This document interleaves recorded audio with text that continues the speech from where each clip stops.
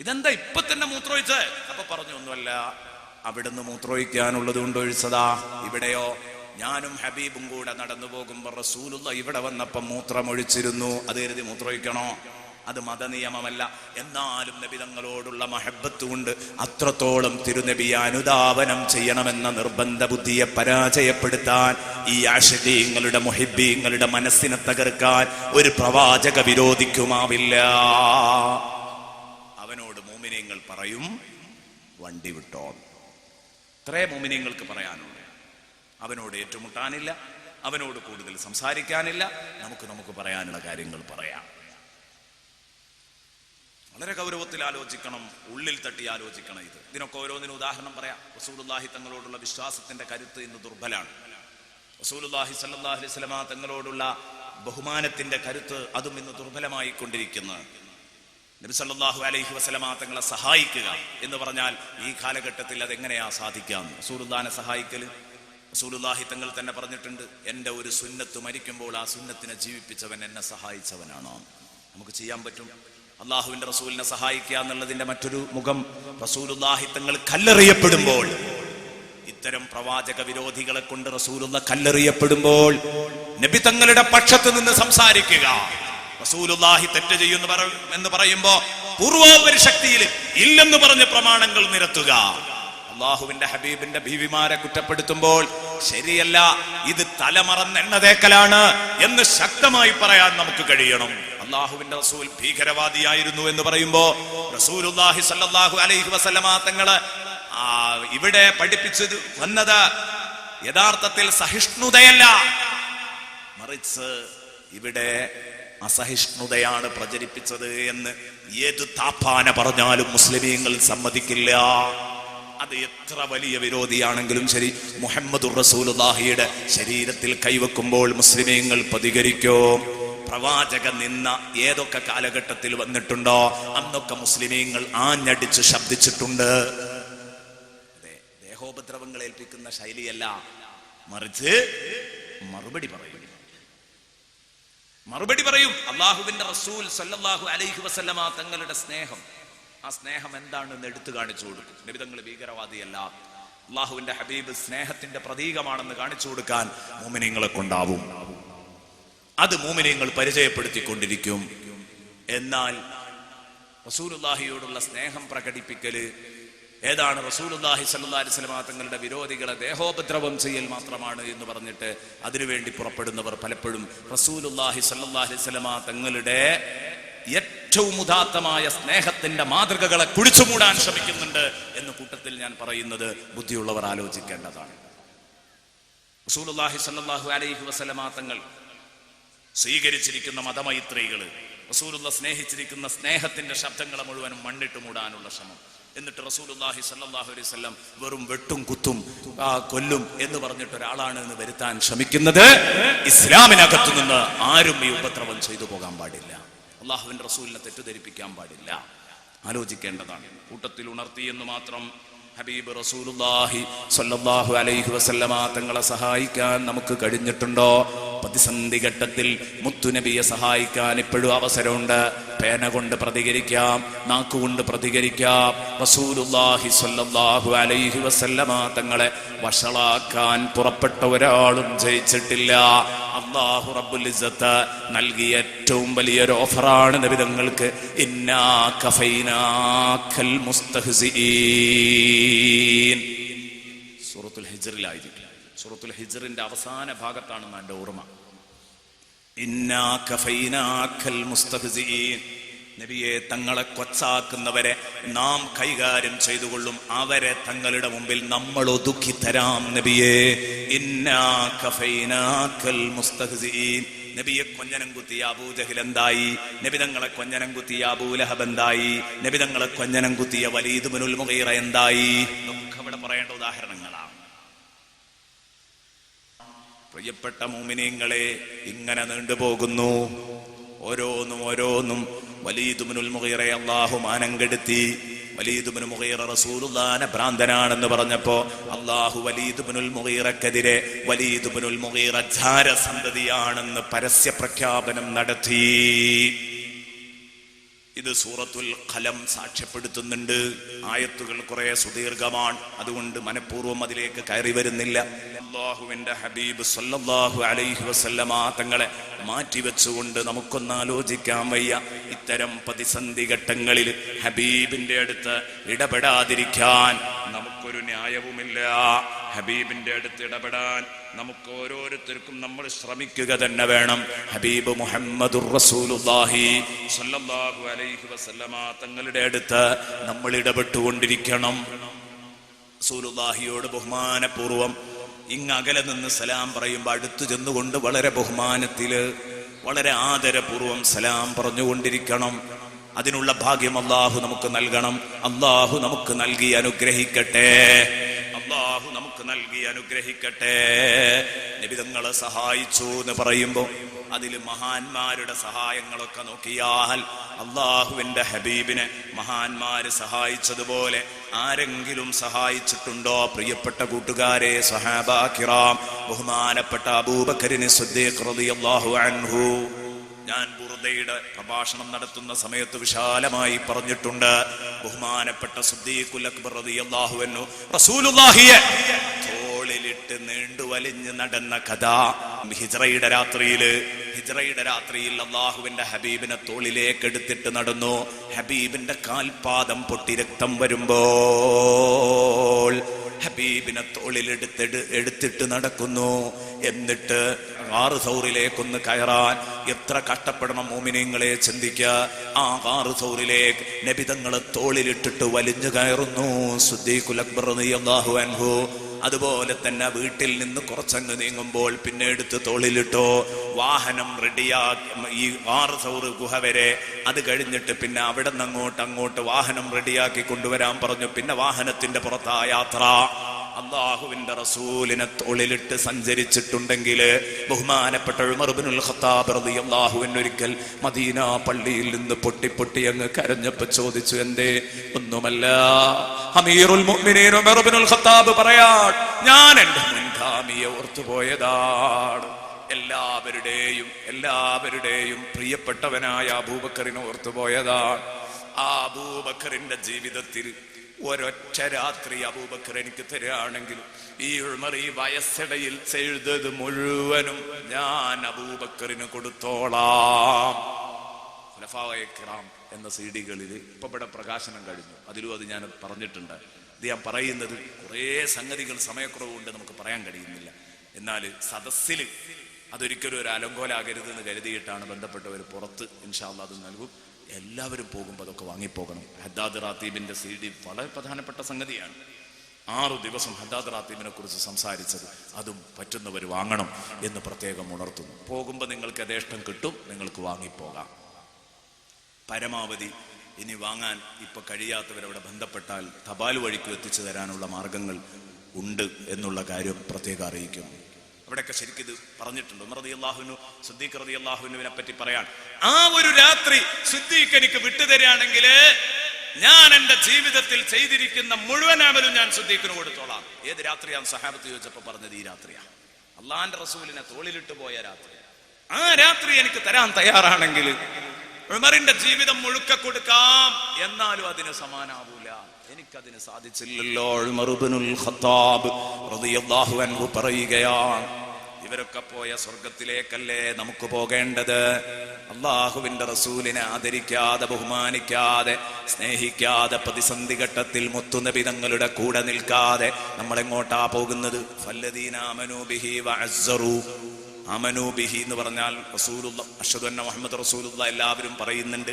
പക്ഷേ നഷ്ടപ്പെടുന്നത് ശേഷം പറയുന്ന 2-3 കാര്യങ്ങളാണ്. അതെന്താണ്? വഅസ്സറൂഹു, ബഹുമാനിക്കണം. ബഹുമാനത്തിൽ വ്യക്തിത്വത്തെ ആദരിക്കണം. അതാ നിങ്ങൾ കേട്ടത്. നബിതങ്ങളുടെ വ്യക്തിത്വത്തിന്റെ ആദരവ് നേരത്തെ കേട്ടു. ഇനി നബിതങ്ങളുടെ ആധാറുകളെ ബഹുമാനിക്കണം. നബിതങ്ങളുടെ ആധാറുകളെ ബഹുമാനിക്കൽ നബിതങ്ങളെ ബഹുമാനിക്കലാണ്.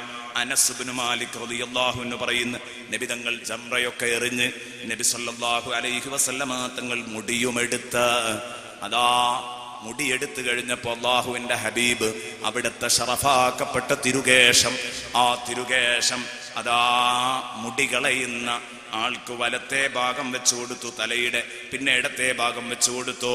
രണ്ടും കളഞ്ഞു. അബൂ ത്വൽഹത്തുൽ അൻസാരിയെ വിളിച്ചു. അബൂ ത്വൽഹത്തുൽ അൻസാരിയെ വിളിച്ചിട്ട് അത് കൊടുത്തിട്ട് ബഹുമാനപ്പെട്ടവരുടെ കയ്യിലേൽപ്പിച്ചിട്ട് പറയുന്നു, യഖ്സിംഹു ബൈനന്നാസ്. അബൂ ത്വൽഹ, നോക്കണം നിങ്ങള്, ഇത് അവസാനത്തെ മുടികളച്ചിലാണ്. ഈ മുടി നീ ജനങ്ങൾക്കിടയിൽ വീതിക്കണമെന്ന് സയ്യിദുനാ റസൂലുള്ളാഹി സ്വല്ലല്ലാഹു അലൈഹി വസല്ലം കൽപ്പിച്ചു. അബൂ ത്വൽഹ കൂടി ആളുകൾക്കൊക്കെ അത് വിഹിതം വെച്ചു കൊടുക്കുകയാണ്. 1, 2, 3 മുടികളൊക്കെ ആയിട്ട് വിഹിതം വെച്ചു കൊടുക്കുകയാണ്. ഈ മുടികള് പിൽക്കാലത്ത് അത് കിട്ടിയവരൊരു നിധി പോലെ സൂക്ഷിക്കുമെന്ന കാര്യം ഉറപ്പല്ലേ? അങ്ങനെ അത് പരമ്പരാഗതമായി തുടർന്നു വന്നു. പലരും കഫംപുടയിലിട്ടു. അവരുടെ രക്ഷയ്ക്ക് വേണ്ടി കഫംപുടയിലിട്ട് ഖബറിലേക്ക് കൊണ്ടുപോയി കഫംപുടയിൽ നിക്ഷേപിക്കാൻ വേണ്ടി വസിയ്യത്ത് ചെയ്തു. പലരും അനന്തരാവകാശികൾക്ക് നീക്കിവെച്ചു. അങ്ങനെ തുടർന്നു വന്നു.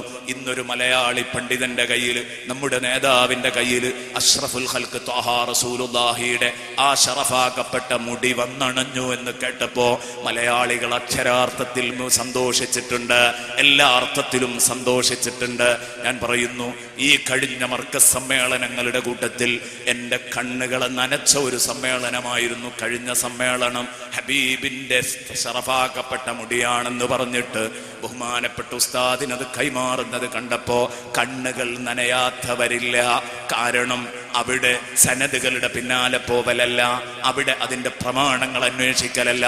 ഒരു വിശ്വാസിയെ സംബന്ധിച്ചിടത്തോളം ഏറ്റവും മർമ്മപ്രധാനമായത് ഹബീബിന്റെ മുടിയാണ് എന്ന് പറയപ്പെടുന്നത് അതാണ് എന്ന് അംഗീകരിക്കലാണ്. കാരണം ആണെങ്കിൽ അതിനെ കുറ്റപ്പെടുത്തിയാൽ അതിനുള്ളത് കിട്ടും. നല്ലോണം ആലോചിക്കണം. ഈ വിഷയം ഗൗരവമുള്ള കാര്യമാണ്. ഞാൻ പറയട്ടെ, ആരെയും കുറ്റപ്പെടുത്തുകയല്ല. ഇത് അംഗീകരിക്കുന്നവർ പോലും ഇതിനെ വഷളാക്കാൻ ശ്രമിച്ചത് അപകടമാണ്. ഇത് കുറ്റപ്പെടുത്തി സംസാരിക്കുന്ന ഭാഗവുമല്ല. ഈ വിഷയത്തിൽ അതാ നമ്മൾ നിഷ്പക്ഷമായി സംസാരിക്കുമ്പോ അതെല്ലാ നിലക്കും ഏതു ചെയ്തു പരമ്പരാഗതമായി കൈമാറി വന്നതാണ്. സംശയിക്കാൻ വകുപ്പില്ല. നിഷ്പക്ഷമായി സംസാരിക്കുകയാണെങ്കിൽ ആവാനും ആവാതിരിക്കാനുള്ള സാധ്യത ഉണ്ട് എന്ന് വെച്ച് സംസാരിക്കുകയാണെങ്കിൽ തന്നെ സാധ്യതയുള്ള കാര്യത്തിനെ സാധ്യതയുടെ പേരിൽ ആദരിച്ചാൽ ആദരിച്ചതിന്റെ കൂലി കിട്ടും.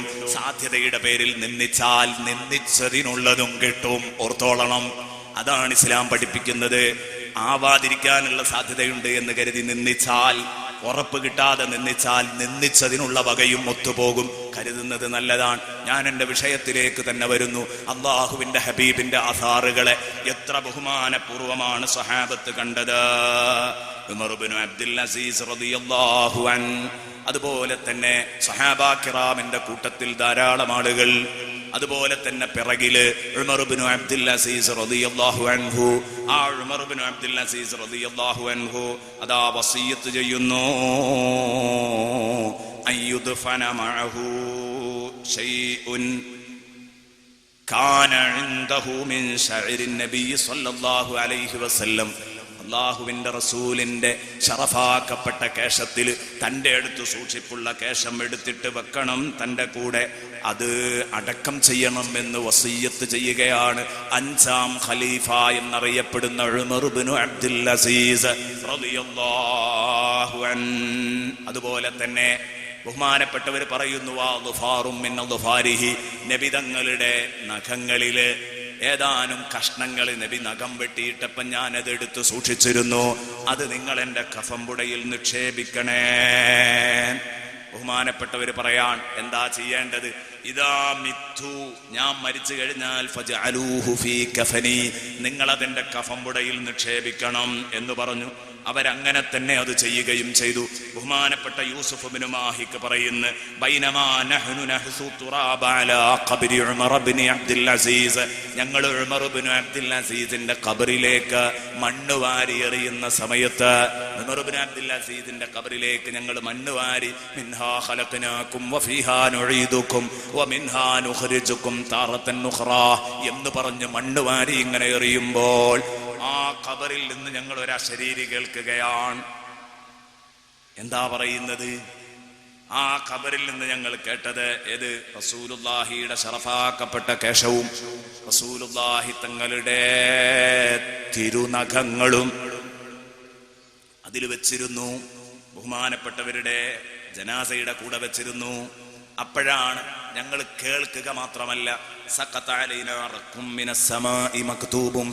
മുകളിൽ നിന്ന് ഞങ്ങൾക്കൊരു എഴുത്ത് ഖബറിലേക്ക് ഇങ്ങ് വീഴുകയാണ്. മുകൾ ഭാഗത്ത് നിന്ന് ആ എഴുത്ത് ഞങ്ങൾ എടുത്തപ്പോൾ മക്തൂബും ഫീഹി, അതിലെഴുതി വെച്ചിരിക്കുന്നു ബിസ്മില്ലാഹിർ റഹ്മാനിർ റഹീം അമാനും മിനല്ലാഹി ലിഉമർ ഇബ്നു അബ്ദുൽ അസീസ് മിനന്നാർ. ബിസ്മില്ലാഹിർ റഹ്മാനിർ റഹീം, അല്ലാഹുവിന്റെ തിരുനാമത്തിൽ ഇത് ഉമർ ഇബ്നു അബ്ദുൽ അസീസിന് നരകത്തെ തൊട്ട് രക്ഷപ്പെട്ടിരിക്കുന്നു എന്നതിനുള്ള ആധാരമാണ് എന്നാണ് ഈ കുറിപ്പിലുണ്ടായിരുന്നത്.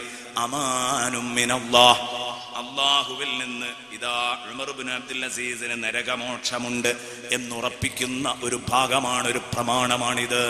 അമാനും മിനല്ലാഹി ലിഉമർ ഇബ്നു അബ്ദുൽ അസീസ് മിനന്നാർ. ഇത് ഞങ്ങളെ കണ്ടുകൊണ്ട് കണ്ടു. ആസാറുകളെ ബഹുമാനിച്ച് കാണേണ്ടതുപോലെ കണ്ടതിന്റെ ഫലമാണത്.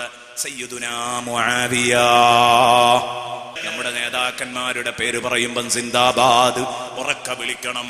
ബഹുമാനപ്പെട്ട സയ്യിദുനാ മുആവിയ റളിയല്ലാഹു അൻഹു, ബഹുമാനപ്പെട്ടവർക്ക് വഫാത്ത് അണഞ്ഞപ്പോൾ, വഫാത്ത് അടുത്ത സമയത്ത് ബഹുമാനപ്പെട്ടവരതാ പറയുന്നു, എന്നെ നിങ്ങൾ കഫൻ ചെയ്യുന്ന സമയത്ത് നിങ്ങൾ എന്നെ കഫൻ ചെയ്യേണ്ടത് ഔസാൻ യുകഫന ഫീ ഖമീസിൻ കാന റസൂലുള്ളാഹി സ്വല്ലല്ലാഹു അലൈഹി വസല്ലമ കസാഹു ഇയ്യാഹു.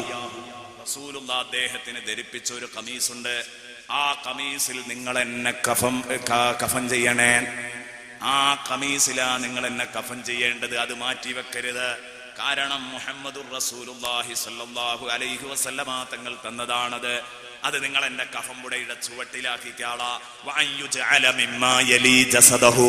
ശരീരത്തോട് അടുത്ത ഭാഗത്ത് അടുക്കുന്നതിൽ അത് പെടുത്തണം എന്ന് പറഞ്ഞു.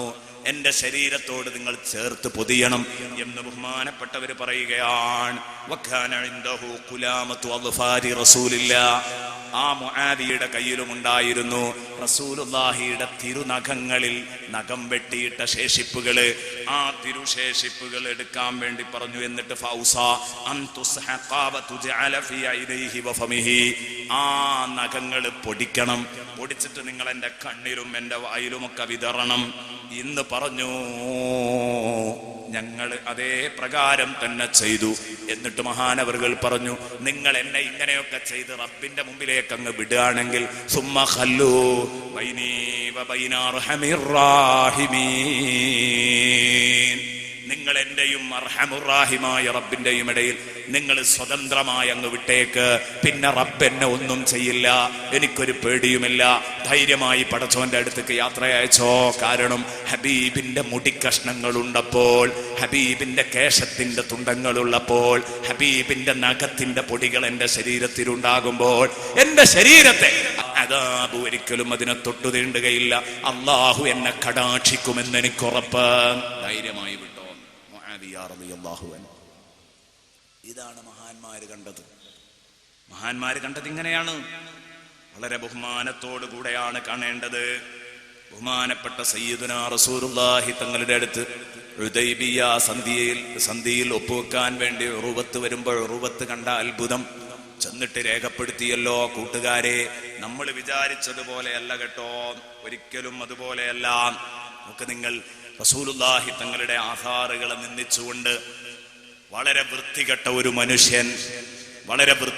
മനുഷ്യൻ വലിയൊരു ലേഖനം എഴുതിയിരുന്നു. ഒരു നവീന ചിന്താഗതിക്കാരൻ. മുടി എന്ന് പറഞ്ഞാൽ തന്നെ അറപ്പാണ്, പിന്നെ എങ്ങനെയാ ഇത് മുക്കിയ വെള്ളം കുടിക്കാന്നാ അദ്ദേഹം ചോദിച്ചത്. സുബ്ഹാനല്ലാഹ്. ഞാൻ ഒരാളുടെയും പേര് പറയാറില്ല. ചിലപ്പോൾ പ്രസ്ഥാന സമാനമായ നാമങ്ങളുണ്ടാകും. ഖുർആൻ ആരുടെയും പേര് പറയുന്നില്ല. പക്ഷേ അബൂലഹബിന്റെ പേര് പറഞ്ഞിട്ടുണ്ട്, ഫിർഔനിന്റെ പേര് പറഞ്ഞിട്ടുണ്ട്.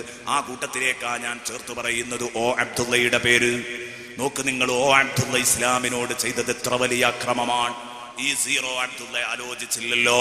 പടച്ചോനെ, എന്തൊരു ദുർഗതിയാണ് എനിക്ക് വരാനുള്ളത്. നോക്കൂ നിങ്ങൾ, റസൂലുള്ളാഹിയെ കുറ്റപ്പെടുത്തി സംസാരിച്ചില്ലേ? റസൂലുള്ളാഹിയുടെ മുടി നമ്മുടെ മുടി പോലെയാണെന്ന് പറഞ്ഞില്ലേ? ഹബീബിന്റെ ഷറഫാക്കപ്പെട്ട അവിടുത്തെ ഷറഫാക്കപ്പെട്ട തിരുരോമം ഒരിക്കലും നമ്മുടെ ശരീരത്തിലെ രോമങ്ങളെ പോലെയല്ല, നമ്മുടെ ശരീരത്തിലെ കേശം പോലെയല്ല. സയ്യിദുനാ റസൂലുള്ളാഹിയുടെ ശഅറേ മുബാറക അത് ആദരിക്കപ്പെടേണ്ടതാണ്. എന്നിട്ട് ഈ മുടി എന്ന് പറഞ്ഞാൽ അത് വഷളത്തരാണ്, അതൊരു വല്ലാത്ത ഒരു വെറുപ്പാണ്, അറപ്പാണ് എന്ന് പറഞ്ഞവൻ ഓർക്കണം. അവൻ എടുത്തു മറിക്കട്ടെ, ബുഖാരി എടുക്കട്ടെ. ബുഖാരിയിലായി കാണുന്നത് ഉർവത്ത് പറയാൻ, സുബ്ഹാനല്ലാഹ്, ഞാൻ കൈസർ രാജാവിനെ സന്ദർശിച്ചിട്ടുണ്ട്, കിസ്റായെ സന്ദർശിച്ചിട്ടുണ്ട്, നജാഷിയെ സന്ദർശിച്ചിട്ടുണ്ട്. അവരെ ഒന്നും അവരുടെ അനുയായികൾ ആദരിക്കുന്നത് പോലെയല്ല മുഹമ്മദിനെ ആദരിക്കുന്നത്. നിങ്ങൾക്കറിയോ, ഞാൻ കണ്ട വലിയ അത്ഭുതം, ആ വലിയ മനുഷ്യൻ വമാ തനഖമനുഖാമതൻ, ഉർവത്ത് പറയാൻ, വമാ തനഖമനുഖാമതൻ, ഒന്ന് കാർക്കിച്ചു തുപ്പാൻ അവസരമില്ല. കാർക്കിച്ചു തുപ്പുമ്പോഴേക്ക് ഇല്ല വഖഅതു ഫീ കഫി റജുലിൻ മിൻഹും, അവരുടെ ഏതെങ്കിലും ഒരു പ്രവർത്തകന്റെ കയ്യിൽ അത് വീണോ, ഒരനുയായിയുടെ കയ്യിലാണ് അത് വീഴുന്നത്. എങ്ങനെ ഒഴിച്ചു തുപ്പാൻ നോക്കിയാലും നൂറുകണക്കിന് കൈകൾ ഉയരുന്നു. എങ്ങനെ തുപ്പിയാലും അതാരെങ്കിലും പിടിക്കും. എന്നിട്ട് പിടിച്ചിട്ട് എന്താ പരിപാടി? ഫദലക ബിഹാ വജ്ഹഹു വജിൽദഹു, മുഖത്തും ശരീരത്തുമൊക്കെ അത് പുരട്ടുന്നു. ഏത്? റസൂലുള്ളാഹി തങ്ങളുടെ ഉമിനീര്, അല്ലാഹുവിന്റെ ഹബീബ് കാർക്കിച്ചു തുപ്പിയത്. ഇത് കേട്ടാൽ ഓ അബ്ദുള്ള ഓഖാനിക്കൂലേ? നിങ്ങളൊന്ന് ചിന്തിച്ചു നോക്ക്. ഇത് സ്വഹാബത്ത് നടത്തിയതാണ്. സ്വഹാബത്ത് റസൂലുള്ളാഹിയെ മനസ്സിലാക്കി. റസൂലുള്ളാഹിയുടെ തുപ്പുനീരിന് ദുർഗന്ധമുണ്ടാവൂല. റസൂലുള്ളാഹിയുടെ തുപ്പുനീര് നമ്മുടെ തുപ്പുനീര് പോലെയല്ല. ഇത് മനസ്സിലാക്കാൻ പറ്റാത്തത് കൊണ്ടാണ് ഇത്തരം വാചകങ്ങൾ വന്നുപോയത്. ഏതായാലും ഈമാനില്ലാത്തത് കൊണ്ടാണ് ഇത്തരം വാക്കുകൾ പറഞ്ഞു പോകുന്നത്. ആ വലിയ മനുഷ്യൻ ഉദൂ ചെയ്യുമ്പോഴേ ആ ഉദൂഇന്റെ ശിഷ്ടവെള്ളം കിട്ടാൻ തിക്കും തിരക്കുമാണ്. അതാണ് ഞാൻ കണ്ടുവന്ന ചിത്രം എന്ന് ഉർവത്ത് വന്നിട്ട് അവതരിപ്പിക്കുകയാണ്. വഇദാ തകല്ലമ ഖഫദൂ അസ്വാതഹും ഇൻദഹു, ആ നേതാവ് സംസാരിക്കുകയാണെങ്കിൽ എല്ലാവരും ശബ്ദം താഴ്ത്തി നിശബ്ദരായി അത് ശ്രദ്ധിക്കുകയാണ്. വമാ യുഹിദ്ദൂന ഇലൈഹി നദറ തഅളീമൻ ലഹു, ബഹുമാനത്തിന്റെ കടുപ്പം കൊണ്ട് ഒരാളും നബി തങ്ങളെ ഒന്ന് തുറിച്ചു നോക്കാൻ പോലും ധൈര്യപ്പെടുന്നില്ല. ഇതൊക്കെ ഞാൻ കണ്ട ചിത്രമാണ്. ഇമാം ബുഖാരിയാണ് റിപ്പോർട്ട് ചെയ്യുന്നത്. ബുഖാരിയിലും ഇത്തരം ഹദീസുകളുണ്ട്. അത് അബ്ദുള്ളയും പറഞ്ഞതാ. ബുഖാരിയിലുള്ളത് ഞാൻ കാണാഞ്ഞിട്ടല്ല, പ്രമാണങ്ങളിൽ പലപ്പോഴും ഇതൊക്കെ കണ്ടിട്ടുണ്ട്. പക്ഷെ അത് എന്നെ പോലത്തവരൊക്കെ ചെയ്യൽ സൗകര്യപൂർവ്വം അതങ്ങ് ചാടിക്കിടക്കലാണ്. അയാൾ എഴുതിയത് അങ്ങനെയാണ്. എന്നെ പോലുള്ള ആളുകൾ എന്ന് പറഞ്ഞാൽ എന്നെ പോലുള്ള ബുദ്ധിമാന്മാർക്ക് അത് ചാടിക്കിടക്കല്ലാതെ നിർവാഹമല്ല. അത് ഉൾക്കൊള്ളാൻ പറ്റില്ലെങ്കിൽ ബുഖാരി ആവട്ടെ, മുസ്ലിം ആവട്ടെ, ഖുർആൻ ആവട്ടെ, ഞാനങ്ങ് ചാടും. ഈ ചാട്ടം ചാടിയാൽ ഇയാൾക്ക് അവസാനം ദീനൊന്നും ഉണ്ടാവില്ല. പിന്നെ ദീനൊന്നും ഉണ്ടാവില്ല.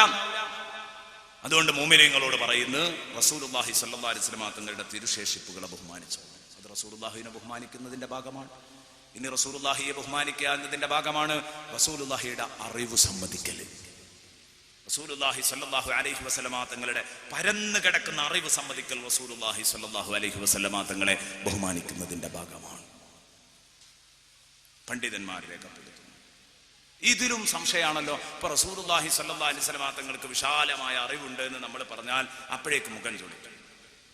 ഒരാൾ ഒരിക്കൽ പ്രസംഗിക്കുന്നത് കേട്ടു, വേദന തോന്നി. റസൂലുള്ളാഹിക്ക് ഇപ്പോ നമ്മുടെ ഇടയിലുള്ള വിഷയം പോലും അറിയുന്നതാണ് ഈ സാധുക്കൾ പറയുന്നത് എന്ന് പറയുന്നുണ്ട്. എന്ത് ചെയ്യാനാ? നിങ്ങളൊന്ന് ആലോചിച്ച് നോക്കുക. ആരാണ് റസൂലുള്ളാഹി എന്ന് മനസ്സിലാക്കാത്തതുകൊണ്ടാണുള്ളത്. ഉമ്മിയായ റസൂലുള്ളാഹി സ്വല്ലല്ലാഹു അലൈഹി വസല്ലമ തങ്ങൾ 40 വയസ്സ് വരെ എഴുതിയിട്ടില്ല, പഠിച്ചിട്ടില്ല. ഇങ്ങനത്തെ ഒരാള് ഈ ലോക വിവരങ്ങളൊക്കെ വിളിച്ചു പറഞ്ഞു പോയെങ്കിൽ അത് പഠിച്ചതിന്റെ പേരിലല്ല എന്നുള്ളത് ലോക മുസ്ലിമീങ്ങൾക്ക് മനസ്സിലാക്കിക്കൂടെ? പിന്നെ എന്താണ് അള്ളാഹുവിന്റെ റസൂലിന് ഇന്ന് നടന്നുകൊണ്ടിരിക്കുന്ന കാര്യങ്ങൾ അറിയുമെന്ന് പറയുന്നതിലുള്ള വിഷമോ? എന്താ ഇത് പറയുന്നതിലുള്ള വിഷമം? അള്ളാഹു റബ്ബുൽ ഇസ്സത്ത് അറിയിച്ചു കൊടുത്താൽ നടക്കൂലേ? നടക്കും. അല്ലാഹ് പറഞ്ഞു, വഅല്ലമക മാ ലം തകുൻ തഅലം, നബിയെ തങ്ങൾക്കറിയാത്ത സർവം അല്ലാഹ് തങ്ങളെ പഠിപ്പിച്ചില്ല തങ്ങളെ. അല്ലാഹ് പറയുന്നത് ഖുർആനിൽ. അല്ലാഹു റബ്ബുൽ ഇസ്സത്ത് സൂറത്തുൻ നിസാ 113, വഅല്ലമക മാ ലം തകുൻ തഅലം, നബിയെ തങ്ങൾക്കറിയാത്തത് മുഴുവനും തങ്ങളെ പഠിപ്പിച്ചു.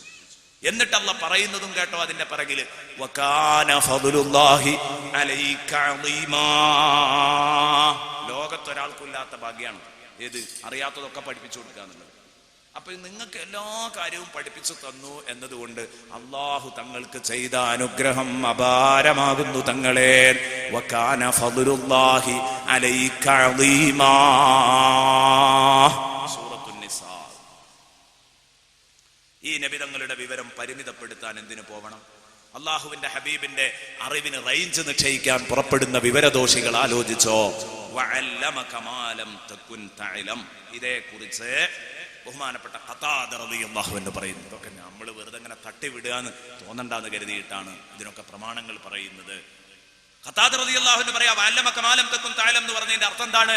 മഹാനവറുകൾ പറഞ്ഞു അല്ലമഹുല്ലാഹു ബയാന ദുനിയ വൽ ആഖിറ. എന്താ അതിൽ പെടാത്തത്? അല്ലമഹുല്ലാഹു ബയാന ദുനിയ വൽ ആഖിറ, ഈഹ പര വിവരങ്ങളുടെ വിശദീകരണം റസൂലുള്ളാഹിക്ക് അല്ലാഹു പഠിപ്പിച്ചു കൊടുത്തു എന്ന് അതിന്റെ അർത്ഥം.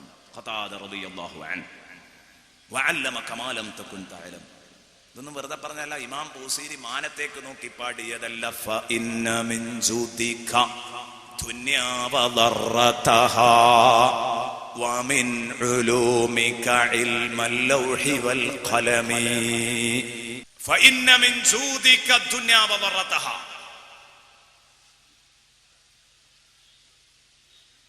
തീർച്ചയായിട്ടും നബിയെ തങ്ങളുടെ പരന്നു കിടക്കുന്ന ദാനത്തിൽപ്പെട്ടതാണ്.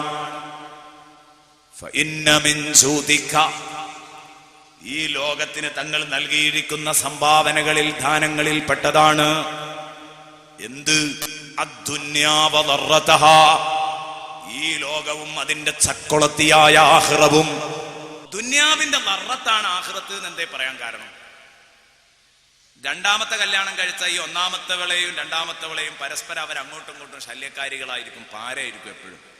ഇത് ഒപ്പിച്ചു കൊണ്ടുപോകാൻ പ്രയാസമുള്ളത് പോലെയാണ്. ദുന്യാവ് നഷ്ടപ്പെടാതെ ആഖിറവും, ആഖിറം നഷ്ടപ്പെടാതെ ദുന്യാവും പിടിക്കണമെങ്കിൽ നല്ല പ്രയാസമുണ്ട്. അതാണ് അതിന്റെ പാഠം. ബഹുമാനപ്പെട്ട ബുസീരി ഇമാം പറഞ്ഞതിന്റെ താല്പര്യം അതാ. എന്നാ ഒപ്പിച്ചു കൊണ്ടുപോകാൻ പറ്റൂല എന്നുണ്ടോ? ദുന്യാവുണ്ട് ആഖിറവുണ്ട്. അബ്ദുറഹ്മാൻ ബിൻ ഔഫിന് രണ്ടുമുണ്ട്, ഉസ്മാൻ ബിൻ അഫ്ഫാന് രണ്ടുമുണ്ട്. കിട്ടൂല എന്ന് പറയാൻ പറ്റൂല, പക്ഷെ നല്ല പ്രയാസമാണ്. നല്ലോണം ശ്രദ്ധിച്ച് മുന്നോട്ട് നീങ്ങിയെങ്കിലേ രണ്ടും കൂടെ ഒപ്പിക്കാൻ പറ്റുള്ളൂ. അപ്പൊ ഏതാവട്ടെ, ദുന്യാവും ആഖിറവും നബിയെ തങ്ങളുടെ സംഭാവനയാണ്. തങ്ങളില്ലെങ്കിൽ ദുന്യാവില്ല ആഖിറവില്ല എന്നർത്ഥം. فإن من جودك دنيا وضرتها ومن علومك علم اللوح والقلم ومن علومك, നബിയെ തങ്ങളുടെ പരന്നു കിടക്കുന്ന അറിവിന്റെ കൂമ്പാരങ്ങളിൽ പെട്ടതാണ് തങ്ങളെ, പരന്നു കിടക്കുന്ന അറിവിന്റെ ഭാഗമാണ് തങ്ങളെ. ഇൽമൽ ലൗഹി വൽ ഖലമി, ലൗഹ് ഖലമിലെ വിവരം എന്ന് പറഞ്ഞത് അതിൽ അതിശയോക്തിയില്ല. എന്തേ കാരണം? വഅല്ലമക മാ ലം തകുൻ തഅലം, ഖുർആനാണ് പറയുന്നത്. വകാന ഫദ്ലുല്ലാഹി അലൈക അളീമാ, അറിയാത്ത സർവം പഠിപ്പിച്ചു എന്ന് പറയുന്നത് വിശുദ്ധ ഖുർആനാണ്. ഇത് അംഗീകരിക്കല്ലാതെ ഒരു നിവൃത്തിയുമില്ല. ഇത് അംഗീകരിക്കലാണ് പ്രിയപ്പെട്ട സുഹൃത്തുക്കളെ റസൂലുള്ളാഹി സ്വല്ലല്ലാഹു അലൈഹി വസല്ലമ തങ്ങൾ അംഗീകരിക്കുക എന്ന് പറഞ്ഞത്. അല്ലാതെ അബ്ദുള്ള റളിയല്ലാഹു അൻഹു, ആമിന റളിയല്ലാഹു അൻഹ, ഇങ്ങനെ രണ്ടാൾക്കൊരു മോൻ ജനിച്ചു, അതും പറയൂലല്ലോ അല്ലെ? അബ്ദുള്ളയും ആമിനയും കാഫിർ അല്ലെ? അങ്ങനെയാണല്ലോ പ്രയോഗം. പിന്നെ ഇങ്ങനെ മുഹമ്മദ് ജനിച്ചു. കുറച്ചു കാലം കഴിഞ്ഞപ്പോൾ മുഹമ്മദിന് വെളിച്ചപ്പാടുണ്ടായി. അങ്ങനെ മുഹമ്മദ് ഒരു 23 കൊല്ലക്കാലം അള്ളാഹു ഏൽപ്പിച്ച ദൗത്യങ്ങളൊക്കെ നമുക്ക് പൂർത്തിയാക്കി തന്നു. പിന്നെ മൂപ്പര് മരിച്ചു, മണ്ണായിപ്പോയി. ഇങ്ങനെയാണ് റസൂലുള്ളാഹി സ്വല്ലല്ലാഹു അലൈഹി വസല്ലമ തങ്ങളെ കുറിച്ച് വിശ്വസിക്കുക. എനിക്കത് പറയാൻ പേടിയുണ്ട്. ഈ പറഞ്ഞതിന് ഞാൻ പേടിക്കുന്നുണ്ട്. വേറൊരു വിഭാഗം പറയുന്നത് പറയാൻ തന്നെ പേടിയാകുന്നുണ്ട്. കാരണം എത്ര ഗൗരവമുള്ള സംഗതിയാണിത്. അള്ളാഹുവിന്റെ റസൂലിനെ ആദരിക്കാൻ കഴിയോ ഈ കോലത്തിലായാല്? അള്ളാഹുവിന്റെ റസൂൽ സല്ലല്ലാഹു അലൈഹി വസല്ലമ തങ്ങളുടെ അറിവ് അത് വിശാലമാണ്. മുഹമ്മദ് റസൂലുള്ളാഹിയുടെ അറിവ്. നബി തങ്ങൾ പറയുന്ന ഉദാഹരണത്തിന് വേണമെങ്കിൽ ഒരൊറ്റ ഹദീസ് എടുക്കുക. ലാ തഖൂമുസ് സാഅതു ഹത്താ യക്സുറൽ മാലു വയഫീദ്. നബി തങ്ങൾ പറഞ്ഞു ഖിയാമത്ത് നാൾ ഉണ്ടാകൂല. ഹത്താ യക്സുറൽ മാലു വയഫീദ്, ധനം നിറഞ്ഞൊഴുകാതെ, സമ്പത്ത് നിറഞ്ഞ് കവിഞ്ഞൊഴുകാതെ ഖിയാമത്ത് നാൾ ഉണ്ടാവില്ല. ഖിയാമത്ത് നാളിന്റെ ലക്ഷണം എല്ലാ ഭാഗത്തും സാമ്പത്തിക ശേഷി വർദ്ധിക്കലാണ്. ഇപ്പം നമ്മൾ കണ്ടുകൊണ്ടിരിക്കുന്ന അതല്ലേ? സമ്പത്തിന്റെ ദുരന്തങ്ങളാണ് നമ്മൾ അനുഭവിച്ചുകൊണ്ടിരിക്കുന്നത് മുഴുവൻ. എന്ത് തോന്നിയാസം പറഞ്ഞാലും അതൊക്കെ സമ്പത്താണ് അതിന്റെ പിന്നിലെ കാരണക്കാരൻ. ഇന്ന് എല്ലാവരുടെ കയ്യിൽ, ചെറിയ കുട്ടികളെ കയ്യിൽ പോലും, ഒരിക്കലൊരു സ്കൂൾ സാർ എന്നോട് പറഞ്ഞു, ഞാൻ ഞെട്ടിപ്പോയി. 2ാം ക്ലാസ്സിലെ കുട്ടിയുടെ നോട്ട് ബുക്ക് എടുത്ത് മറിച്ചപ്പോൾ അതിൽ 500 രൂപയാണ്. ഇയാൾ പറഞ്ഞു, ഞാൻ ഞെട്ടിപ്പോയി. 1000-ൻ്റെത് കണ്ടാലും ഞെട്ടാൻ വകുപ്പില്ല, അവിടെ എത്തിയിരിക്കുന്നു സംഗതി അല്ലേ? ചെറിയ കുട്ടിയുടെ കയ്യിൽ അതൊക്കെ ആ ഒരു 500 റുപ്യൊക്കെ നമ്മൾ കണ്ട കാലം എപ്പോഴായിരിക്കും ആലോചിച്ച് നോക്ക്. ഇന്നത്തെ കുട്ടികളുടെ അവസ്ഥയാണിത്. അപ്പൊ ശരിക്ക് റസൂലുള്ളാഹി സ്വല്ലല്ലാഹു അലൈഹി വസല്ലമ തങ്ങൾക്ക് ഇന്ന് ഇവിടെ നടക്കാൻ പോകുന്ന കാര്യം, ശേഷം ലോകത്ത് നടക്കാൻ പോകുന്ന കാര്യങ്ങൾ അറിഞ്ഞതുകൊണ്ടല്ലേ റസൂലുള്ളാഹിക്ക് അത് പറയാൻ കഴിഞ്ഞത്. ഹത്താ യക്സുറൽ മാലു വയഫീദ്, എല്ലായിടത്തും ധനം നിറഞ്ഞ് കവിഞ്ഞൊഴുകുന്നത് വരെ ഖിയാമത്ത് നാൾ ഉണ്ടാകൂല. സദഖ റസൂലുള്ളാഹി. ശരിയല്ലേ? ആ ഹദീസ് തന്നെ ഇതൊക്കെ മുസ്ലിം, സ്വഹീഹ് മുസ്ലിമിലുള്ള ഹദീസാണ്. കേട്ടോളൂ ആ ഹദീസിൽ ഇനി ഒരു ഭാഗവും കൂടെ. എത്രത്തോളം ഒരാൾ സക്കാത്തുമായി പുറപ്പെട്ടാൽ ആ സക്കാത്ത് സ്വീകരിക്കാൻ ആളെ കിട്ടൂല. ആഗോളത്തിൽ എല്ലാവരും സമൃദ്ധരായിരിക്കും റസൂലുള്ളാഹി പറഞ്ഞിട്ടുണ്ട്. അങ്ങോട്ടൊക്കെ എത്തും. ഇപ്പോൾ തന്നെ എത്തി തുടങ്ങിയിട്ടുണ്ട്. എന്നാൽ എത്തുമെന്ന കാര്യം ഉറപ്പാണ്. ഇനി നബി തങ്ങൾ പറയുന്നു, വഹത്താ തഊദ അർദുൽ അറബി മുറൂജൻ വഅൻഹാറാ. മതി, ഇത് മാത്രം മതി ഈമാനുള്ള മനുഷ്യർക്ക് റസൂലുള്ളാഹിന്റെ വിവരം അളക്കാൻ. വഹത്താ തഊദ അർദുൽ അറബി മുറൂജൻ വഅൻഹാറാ. അറേബ്യൻ ഭൂമികള്, അറേബ്യൻ മരുഭൂമികള് പൂന്തോട്ടങ്ങളും ജലാശയങ്ങളുമായി തിരിച്ചെത്തുന്നത് വരെ ഖിയാമത്ത് നാളുണ്ടാവൂല. അറേബ്യൻ മരുഭൂമികള് പൂന്തോപ്പുകളും ജലാശയങ്ങളുമായി തിരിച്ചെത്തുന്നത് വരെ ഖിയാമത്ത് നാള് സംഭവിക്കൂല. സദഖ റസൂലുള്ളാഹി. എന്നത് പറയുന്നത് അറേബ്യൻ മരുഭൂമി വിണ്ടുകീറി കിടക്കുന്ന സമയത്ത്, ഒരു സാധനവും ഇല്ലാതെ എവിടെയെങ്കിലുമൊക്കെ ഒരു ഈത്തപ്പന അതിന്റെ ജനങ്ങൾ വസിക്കുന്ന സ്ഥലങ്ങളിലൊക്കെ ഉണ്ട്.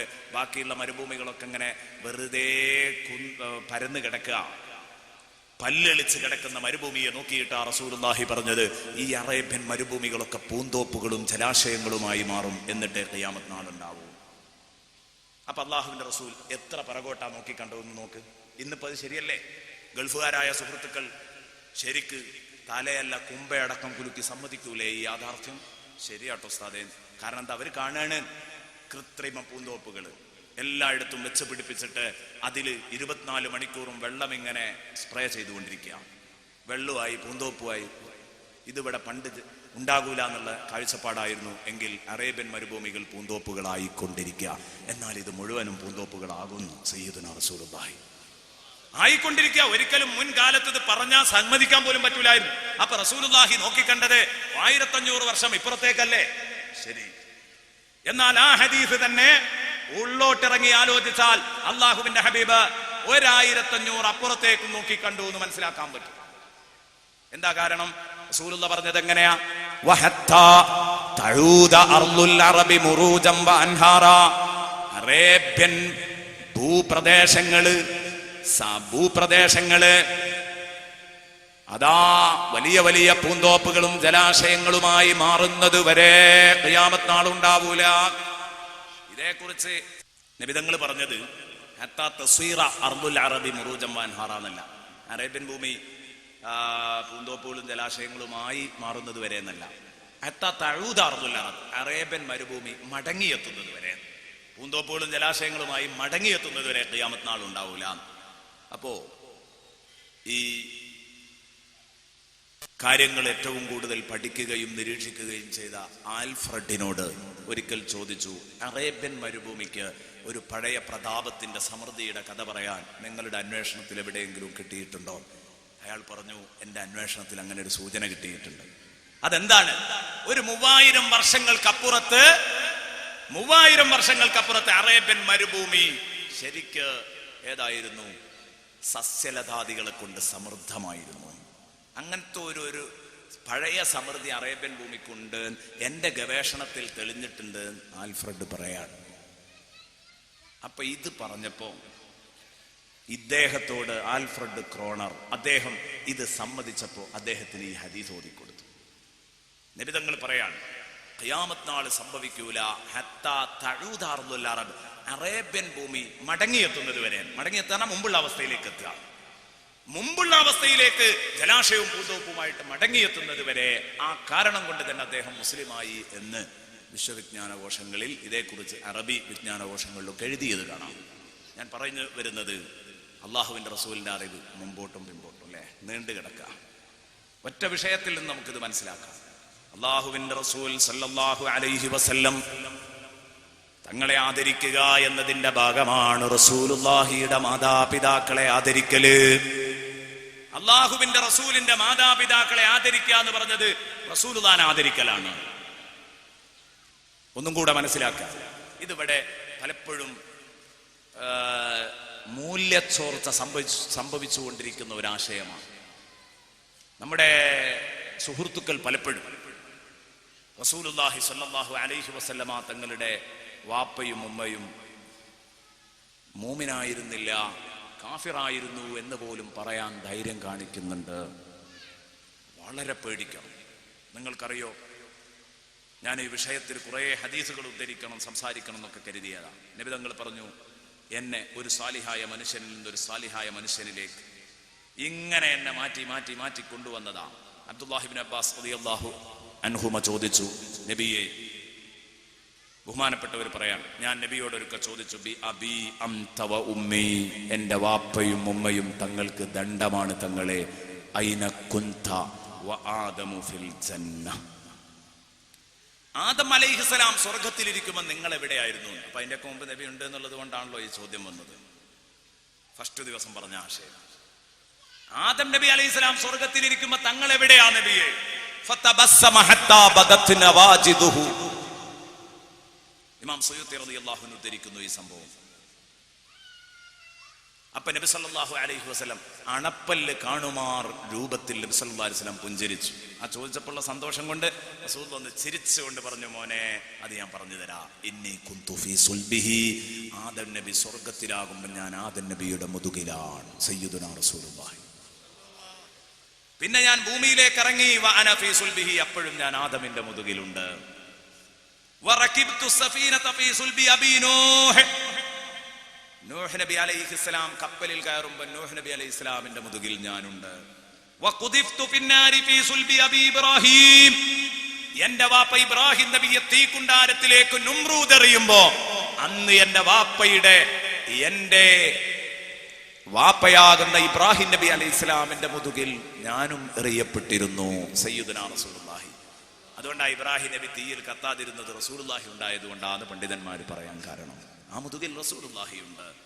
വഖുദിഫ്തു ഫിന്നാർ ഫീ സുൽബി അബീ ഇബ്രാഹിം, എന്നെ തീയിലേക്ക് എറിയപ്പെട്ടിട്ടുണ്ട്. ലം യസലില്ലാഹ് യൻഖുലുനി, എന്നെ റബ്ബ് സപ്ലൈ ചെയ്തുകൊണ്ടിരുന്നു. മിനൽ അസ്ലാബി തയ്യിബ ഇലൽ അർഹാമി താഹിറ, വിശുദ്ധമായ ശരീരങ്ങളെ മുതുകുകളിൽ നിന്നും പരിശുദ്ധമായ ഗർഭപാത്രങ്ങളിലേക്ക് എന്നെ നീക്കി നീക്കി നീക്കി നീക്കി കൊണ്ടുവന്നു. പരിശുദ്ധരായ ഉമ്മമാരുടെ വാപ്പമാരുടെ മുതുകിൽ നിന്ന് വിശുദ്ധരായ ഉമ്മമാരുടെ ഗർഭപാത്രത്തിലേക്ക് ഇങ്ങനെ നീങ്ങി ഞാൻ. അങ്ങനെ അവസാനം റസൂലുള്ളാഹി പറയുന്നു, മുസഫം മുഹദ്ദബാ, സ്ഫുടം ചെയ്ത് കടഞ്ഞെടുത്ത് തെളിയിച്ച ഒരു മുത്തായിട്ട് ഞാൻ വന്നു വീണു. എവിടെയാണ് ഞാൻ വന്ന് വീഴുന്നത്? ഏറ്റവും അത്യുത്തമരായ രണ്ടു പേരുടെ മുതുകില്, ഒരാളുടെ മുതുകിലും ആ മുതുകിൽ നിന്ന് പിന്നീട് ആമിന ബീവി ഏറ്റവും അത്യുത്തമയായ ഒരു വനിതയുടെ ഗർഭപാത്രത്തിലേക്കും നീങ്ങുകയാണ്. ഞാൻ ഏതെങ്കിലും ഒരു മുതുകിലോ ഏതെങ്കിലും ഒരു ഗർഭപാത്രത്തിലോ കിടന്നിട്ടുണ്ടെങ്കിൽ തർക്കമില്ല, ഇല്ല കുന്തു ഫീ ഖൈരിഹിമാ, റസൂലുള്ളാഹി സ്വല്ലല്ലാഹു അലൈഹി വസല്ലം പറയുന്നു, ഞാൻ അതിൽ ഏറ്റവും വിശുദ്ധമായ മുതുകിലും ഗർഭപാത്രത്തിലേ കിടന്നിട്ടുള്ളൂ. ഇതൊക്കെ പറഞ്ഞിട്ട് റസൂലുള്ളാഹിന്റെ വാപ്പയുമ്മയും കാഫിറാന്ന് പറയാൻ എന്തൊരു എളുപ്പമുണ്ട്? പേടിക്കണ്ടേ? യഥാർത്ഥത്തിൽ ഇതിനെപ്പറ്റി ഒരഭിപ്രായം പറയാതിരുന്നൂടെ? അങ്ങനെ പറഞ്ഞവരുണ്ട്, ഒരഭിപ്രായം ഇതേക്കുറിച്ച് മിണ്ടാത്തവരുണ്ട്. എന്നാലും രക്ഷപ്പെടാം.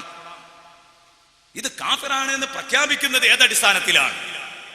അള്ളാഹുവിന്റെ റസൂൽ സല്ലല്ലാഹു അലൈഹി വസല്ലമ തങ്ങളുടെ വാപ്പയും ഉമ്മയും കാഫിറ എന്ന് പറയുന്നത് എത്ര വെറുപ്പായിരുന്നു എന്നറിയോ നിങ്ങൾക്ക് അതിന്റെ ഗൗരവം ഉൾക്കൊള്ളാൻ ഞാനൊരു സംഭവം പറയാം. ദൗഫർ ഇബ്നുൽ ഫുറാത്ത് പറയുന്നു, ബഹുമാനപ്പെട്ട ഉമർ ഇബ്നു അബ്ദുൽ അസീസ് റസൂലുള്ളാഹിനെ ആദരിച്ചത് എത്ര ബഹുമാനത്തോടെയാണെന്ന് നമ്മൾ കേട്ടു. ആ ഉമർ ഇബ്നു അബ്ദുൽ അസീസിന്റെ ഭരണകാലത്ത് ബഹുമാനപ്പെട്ടവർ ഒരു മഹല്ലത്തിന്റെ ഖാദിയായ ഒരാളെ നിയമിക്കുന്നു. അയാൾ എന്ത് ചെയ്തു? മുനാഫിക്കാണ്. ഇയാൾ മുനാഫിക്കായിരുന്നു. മുനാഫിക്കാൻ തിരിയുന്നത് പിന്നെയാ. ആ താടിയുണ്ട്, തലപ്പാവുണ്ട് എന്നുള്ളതൊന്നും നിഫാക്കില്ലാതിരിക്കൂലല്ലോ. അപ്പോ നിഫാക്കുണ്ടാവാം. അപ്പൊ മുനാഫിക്കായിരുന്നു, കണ്ടാൽ ആദരിക്കപ്പെടുന്ന വേഷമുണ്ട്. അങ്ങനെ പറ്റിച്ചതാണ്, ഇയാളെ ഖാദിയാക്കി. ഇയാളുടെ ചുമതലയിൽ മറ്റൊരാളെ അസിസ്റ്റന്റ് ആയിട്ട് നിയമിച്ചു. അയാളുടെ വാപ്പ മോശക്കാരനാണ്. ആ നിയമിക്കപ്പെട്ട വ്യക്തിയുടെ വാപ്പ മോശക്കാരനാണ്. അപ്പോ നാട്ടിലൊക്കെ ചർച്ചയായി. അയാള് കുടുംബപരമായിട്ട് പാരമ്പര്യമായിട്ട് അത്ര ഗുണമുള്ള ആളല്ല, പിന്നെ വെറുതെ പൊതു അമാനത്ത് അയാളെ ഏൽപ്പിക്കാൻ പാടില്ലായിരുന്നു എന്നൊരു ചർച്ച വന്നു. ഇത് അമീറുൽ മോമിനീൻ, 5ാം ഖലീഫ അല്ല യഥാർത്ഥത്തിൽ ഉമർ ബിൻ അബ്ദുൽ അസീസ്. കുറെ കാലം കഴിഞ്ഞിട്ട് ഉമർ ബിൻ അബ്ദുൽ അസീസ് വരുന്നത്. പക്ഷേ 4 ഖലീഫമാരുടെ ചരിത്രം കഴിഞ്ഞാൽ പിന്നെ ചരിത്രം വായിക്കുന്നവർ ഒന്നിങ്ങനെ കണ്ണിറുമ്പും. കാരണം ചെറിയൊരു വിഷമം ഉണ്ടാവും ചരിത്രം വായിക്കുമ്പോൾ. വടംവലികളും അധികാര വടംവലികളും മറ്റും സഹിക്കാൻ കഴിയില്ല. 4 ഖലീഫമാരുടെ ഭരണകാലം സുന്ദരമാണ്. അതുകൊണ്ട് കഴിഞ്ഞാൽ പിന്നെ നീതിന്യായത്തോടുകൂടെ എല്ലാവർക്കും അംഗീകരിക്കാൻ പറ്റുന്ന നല്ലൊരു ഭരണം എന്നുള്ള നിലക്കാണ് ഉമർ ബിൻ അബ്ദുൽ അസീസിനെ 5ാം ഖലീഫ എന്ന് പറയുന്നത്. അപ്പൊ ഈ ഉമർ ബിൻ അബ്ദുൽ അസീസ് റളിയല്ലാഹു അൻഹു ബഹുമാനപ്പെട്ടവര് കേസിന് അതാ വിളിപ്പിച്ചു. അങ്ങനെ കേസ് വന്നപ്പം വിധി പറയാൻ വിളിപ്പിച്ചു. തടിച്ചുകൂടിയ സദസ്സിലേക്ക് ഈ ഖാദിയെ ഹാജരാക്കി. ഖാദിയോട് ചോദിച്ചു, ഞാൻ നിന്നെ ആ ഉത്തരവാദിത്വം ഏൽപ്പിച്ചിട്ട് എന്തിനാണ് നീ ആ പറയിപ്പിച്ചവന്റെ മോനെ കൊണ്ടുപോയിട്ട് നിന്റെ ഉത്തരവാദിത്വത്തിൽ ഏൽപ്പിച്ചത്? എന്നോട് പറഞ്ഞുകൂടായിരുന്നു എന്ന് ചോദിച്ചു. അപ്പൊ ഇവൻ എത്ര ആർജവത്തിലാ പറഞ്ഞത് എന്നറിയോ നിങ്ങള്? ഉമർ ബിൻ അബ്ദുൽ അസീസിനോട് പറയാണ്, ഇതൊന്ന് നിങ്ങൾ ശരിക്ക് കേൾക്കണം. ഉമർ ബിൻ അബ്ദുൽ അസീസിനോട് പറയാൻ എന്താ പറഞ്ഞത്? എന്ത് സംഭവിച്ചു? മങ്കാനാബു, അവന്റെ വാപ്പ ആരാവട്ടെ, എനിക്കെന്താ? ഇയാളുടെ ചോദ്യം. വാപ്പ ആരോ ആയിക്കോട്ടെ, എന്താ കാരണം? അള്ളാഹുവിന്റെ റസൂലിന്റെ വാപ്പ മുശ്രിക്കായിരുന്നില്ല. എപ്പോഴാണ് ആളെ പിടുത്തം കിട്ടിയത്? ആളാരാണ്? റസൂലുള്ളാഹിന്റെ വാപ്പ മുശ്രിക്കായിരുന്നില്ലേ എന്നുള്ള ചോദ്യം കണ്ട് ചോദിച്ചപ്പോഴേ ബഹുമാനപ്പെട്ട ഉമർ ബിൻ അബ്ദുൽ അസീസിന്റെ രക്തം തിളച്ചു. ഉമർ ബിൻ അബ്ദുൽ അസീസ് അവിടുന്ന് ചോദിക്കുകയാണ്, ഫഖാല Umar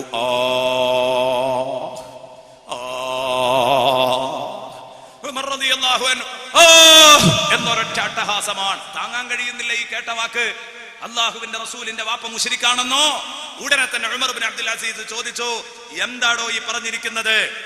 Umar bin Abdul Azeez അതാ സദസ്സിന്റെ മുമ്പില് വളരെ വികാരപ്പെട്ടുകൊണ്ട് ഉമർ ബിൻ അബ്ദുൽ അസീസ് ചോദിക്കുകയാണ്, എന്ത്? അവിടുന്ന് കുറച്ചു നേരം ഇങ്ങനെ മിണ്ടാതിരുന്നു. എന്താ വേണ്ടത് എന്നറിയാതെ കുറച്ചു കഴിഞ്ഞപ്പോ തല പൊക്കിയിട്ട് സദസ്സിനെ അഭിമുഖീകരിച്ചുകൊണ്ട് ഉമർ ഇബ്നുൽ ഖത്താബ് പറയാൻ, അള്ളാഹുവിന്റെ റസൂലിന്റെ വാപ്പ മുശ്രിക്കാണെന്ന് പറഞ്ഞ ഈ പഹയൻ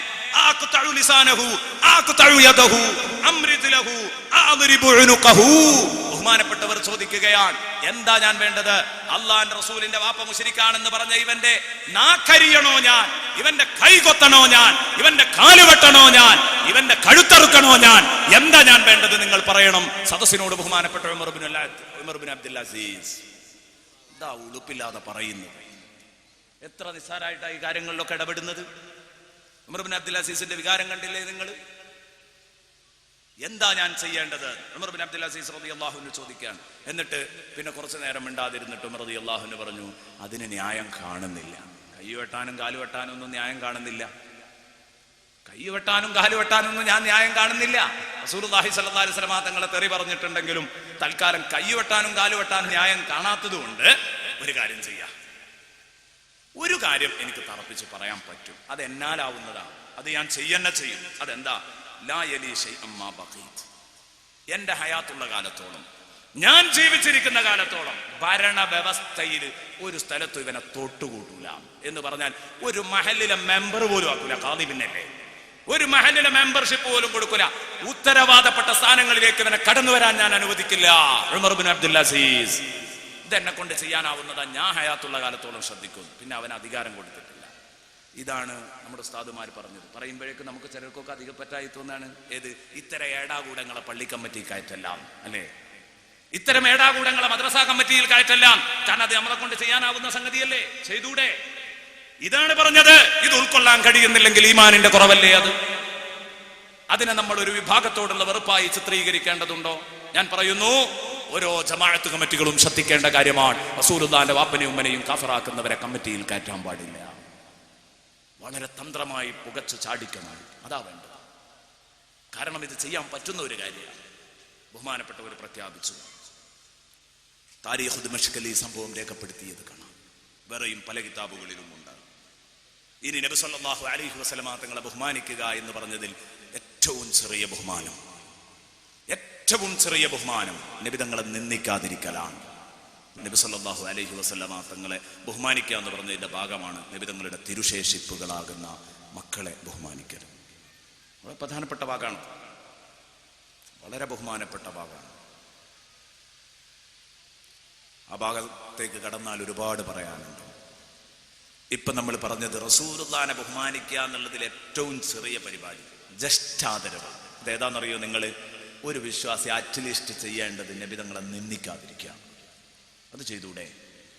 നബിതങ്ങളെ നിന്ദിക്കാതിരിക്കുക അത് ചെയ്യേണ്ട ഒരു കാര്യമാണ്. നബിതങ്ങളെ ശല്യം ചെയ്യരുത്. മൂമിനീങ്ങളെ കൂട്ടത്തിൽ ഇങ്ങനെ ശല്യം ചെയ്യാൻ ഒരു ടീം ഉണ്ടാകുന്നു പടച്ചോൻ കാണുന്നുണ്ട് മുമ്പ് തന്നെ. അതുകൊണ്ടാണല്ലോ പടച്ചോൻ മൂമിനീങ്ങളെ വിളിച്ചിട്ട് പറയുന്നുണ്ട്, യാ യുഹന്നാസ് അല്ല, യാ അയ്യുഹല്ലദീന ആമനൂ ലാ തകൂനൂ കല്ലദീന ആദൗ മൂസാ. മൂസാ നബിയുടെ ഒപ്പമുള്ള ആളുകളും മൂസാ നബിയെ വിഷമിപ്പിച്ചിരുന്നു. എതിരാളികൾ മാത്രമല്ല അനുകൂലികളും മൂസാ നബിയെ ശല്യം ചെയ്തിരുന്നു. മൂസാ നബിയെ ശല്യം ചെയ്തവരെ പോലെ നിങ്ങളാകരുതേ ഉമ്മത്തേ. ഉമ്മത്ത് മുഹമ്മദിനെ വിളിച്ചിട്ട് അല്ലാഹു പറയാൻ, സ്വന്തം പ്രവാചകനെ ഒറ്റുകൊടുക്കുന്നവരാവരുത്, സ്വന്തം പ്രവാചകനെ കുറ്റപ്പെടുത്തുന്നവരാവരുത്. യാ അയ്യുഹല്ലദീന ആമനൂ ലാ തകൂനൂ കല്ലദീന ആദൗ മൂസാ ഫബറഅഹു അല്ലാഹു മിമ്മാ ഖാലൂ വകാന ഇൻദല്ലാഹി വജീഹാ. ഇതിന്റെ പശ്ചാത്തലം വിശദീകരിക്കുകയാണെങ്കിൽ കുറെ പറയാനുണ്ട്. ഞാനതിന്റെ പശ്ചാത്തലം വിശദീകരിക്കാനല്ല പറഞ്ഞത്.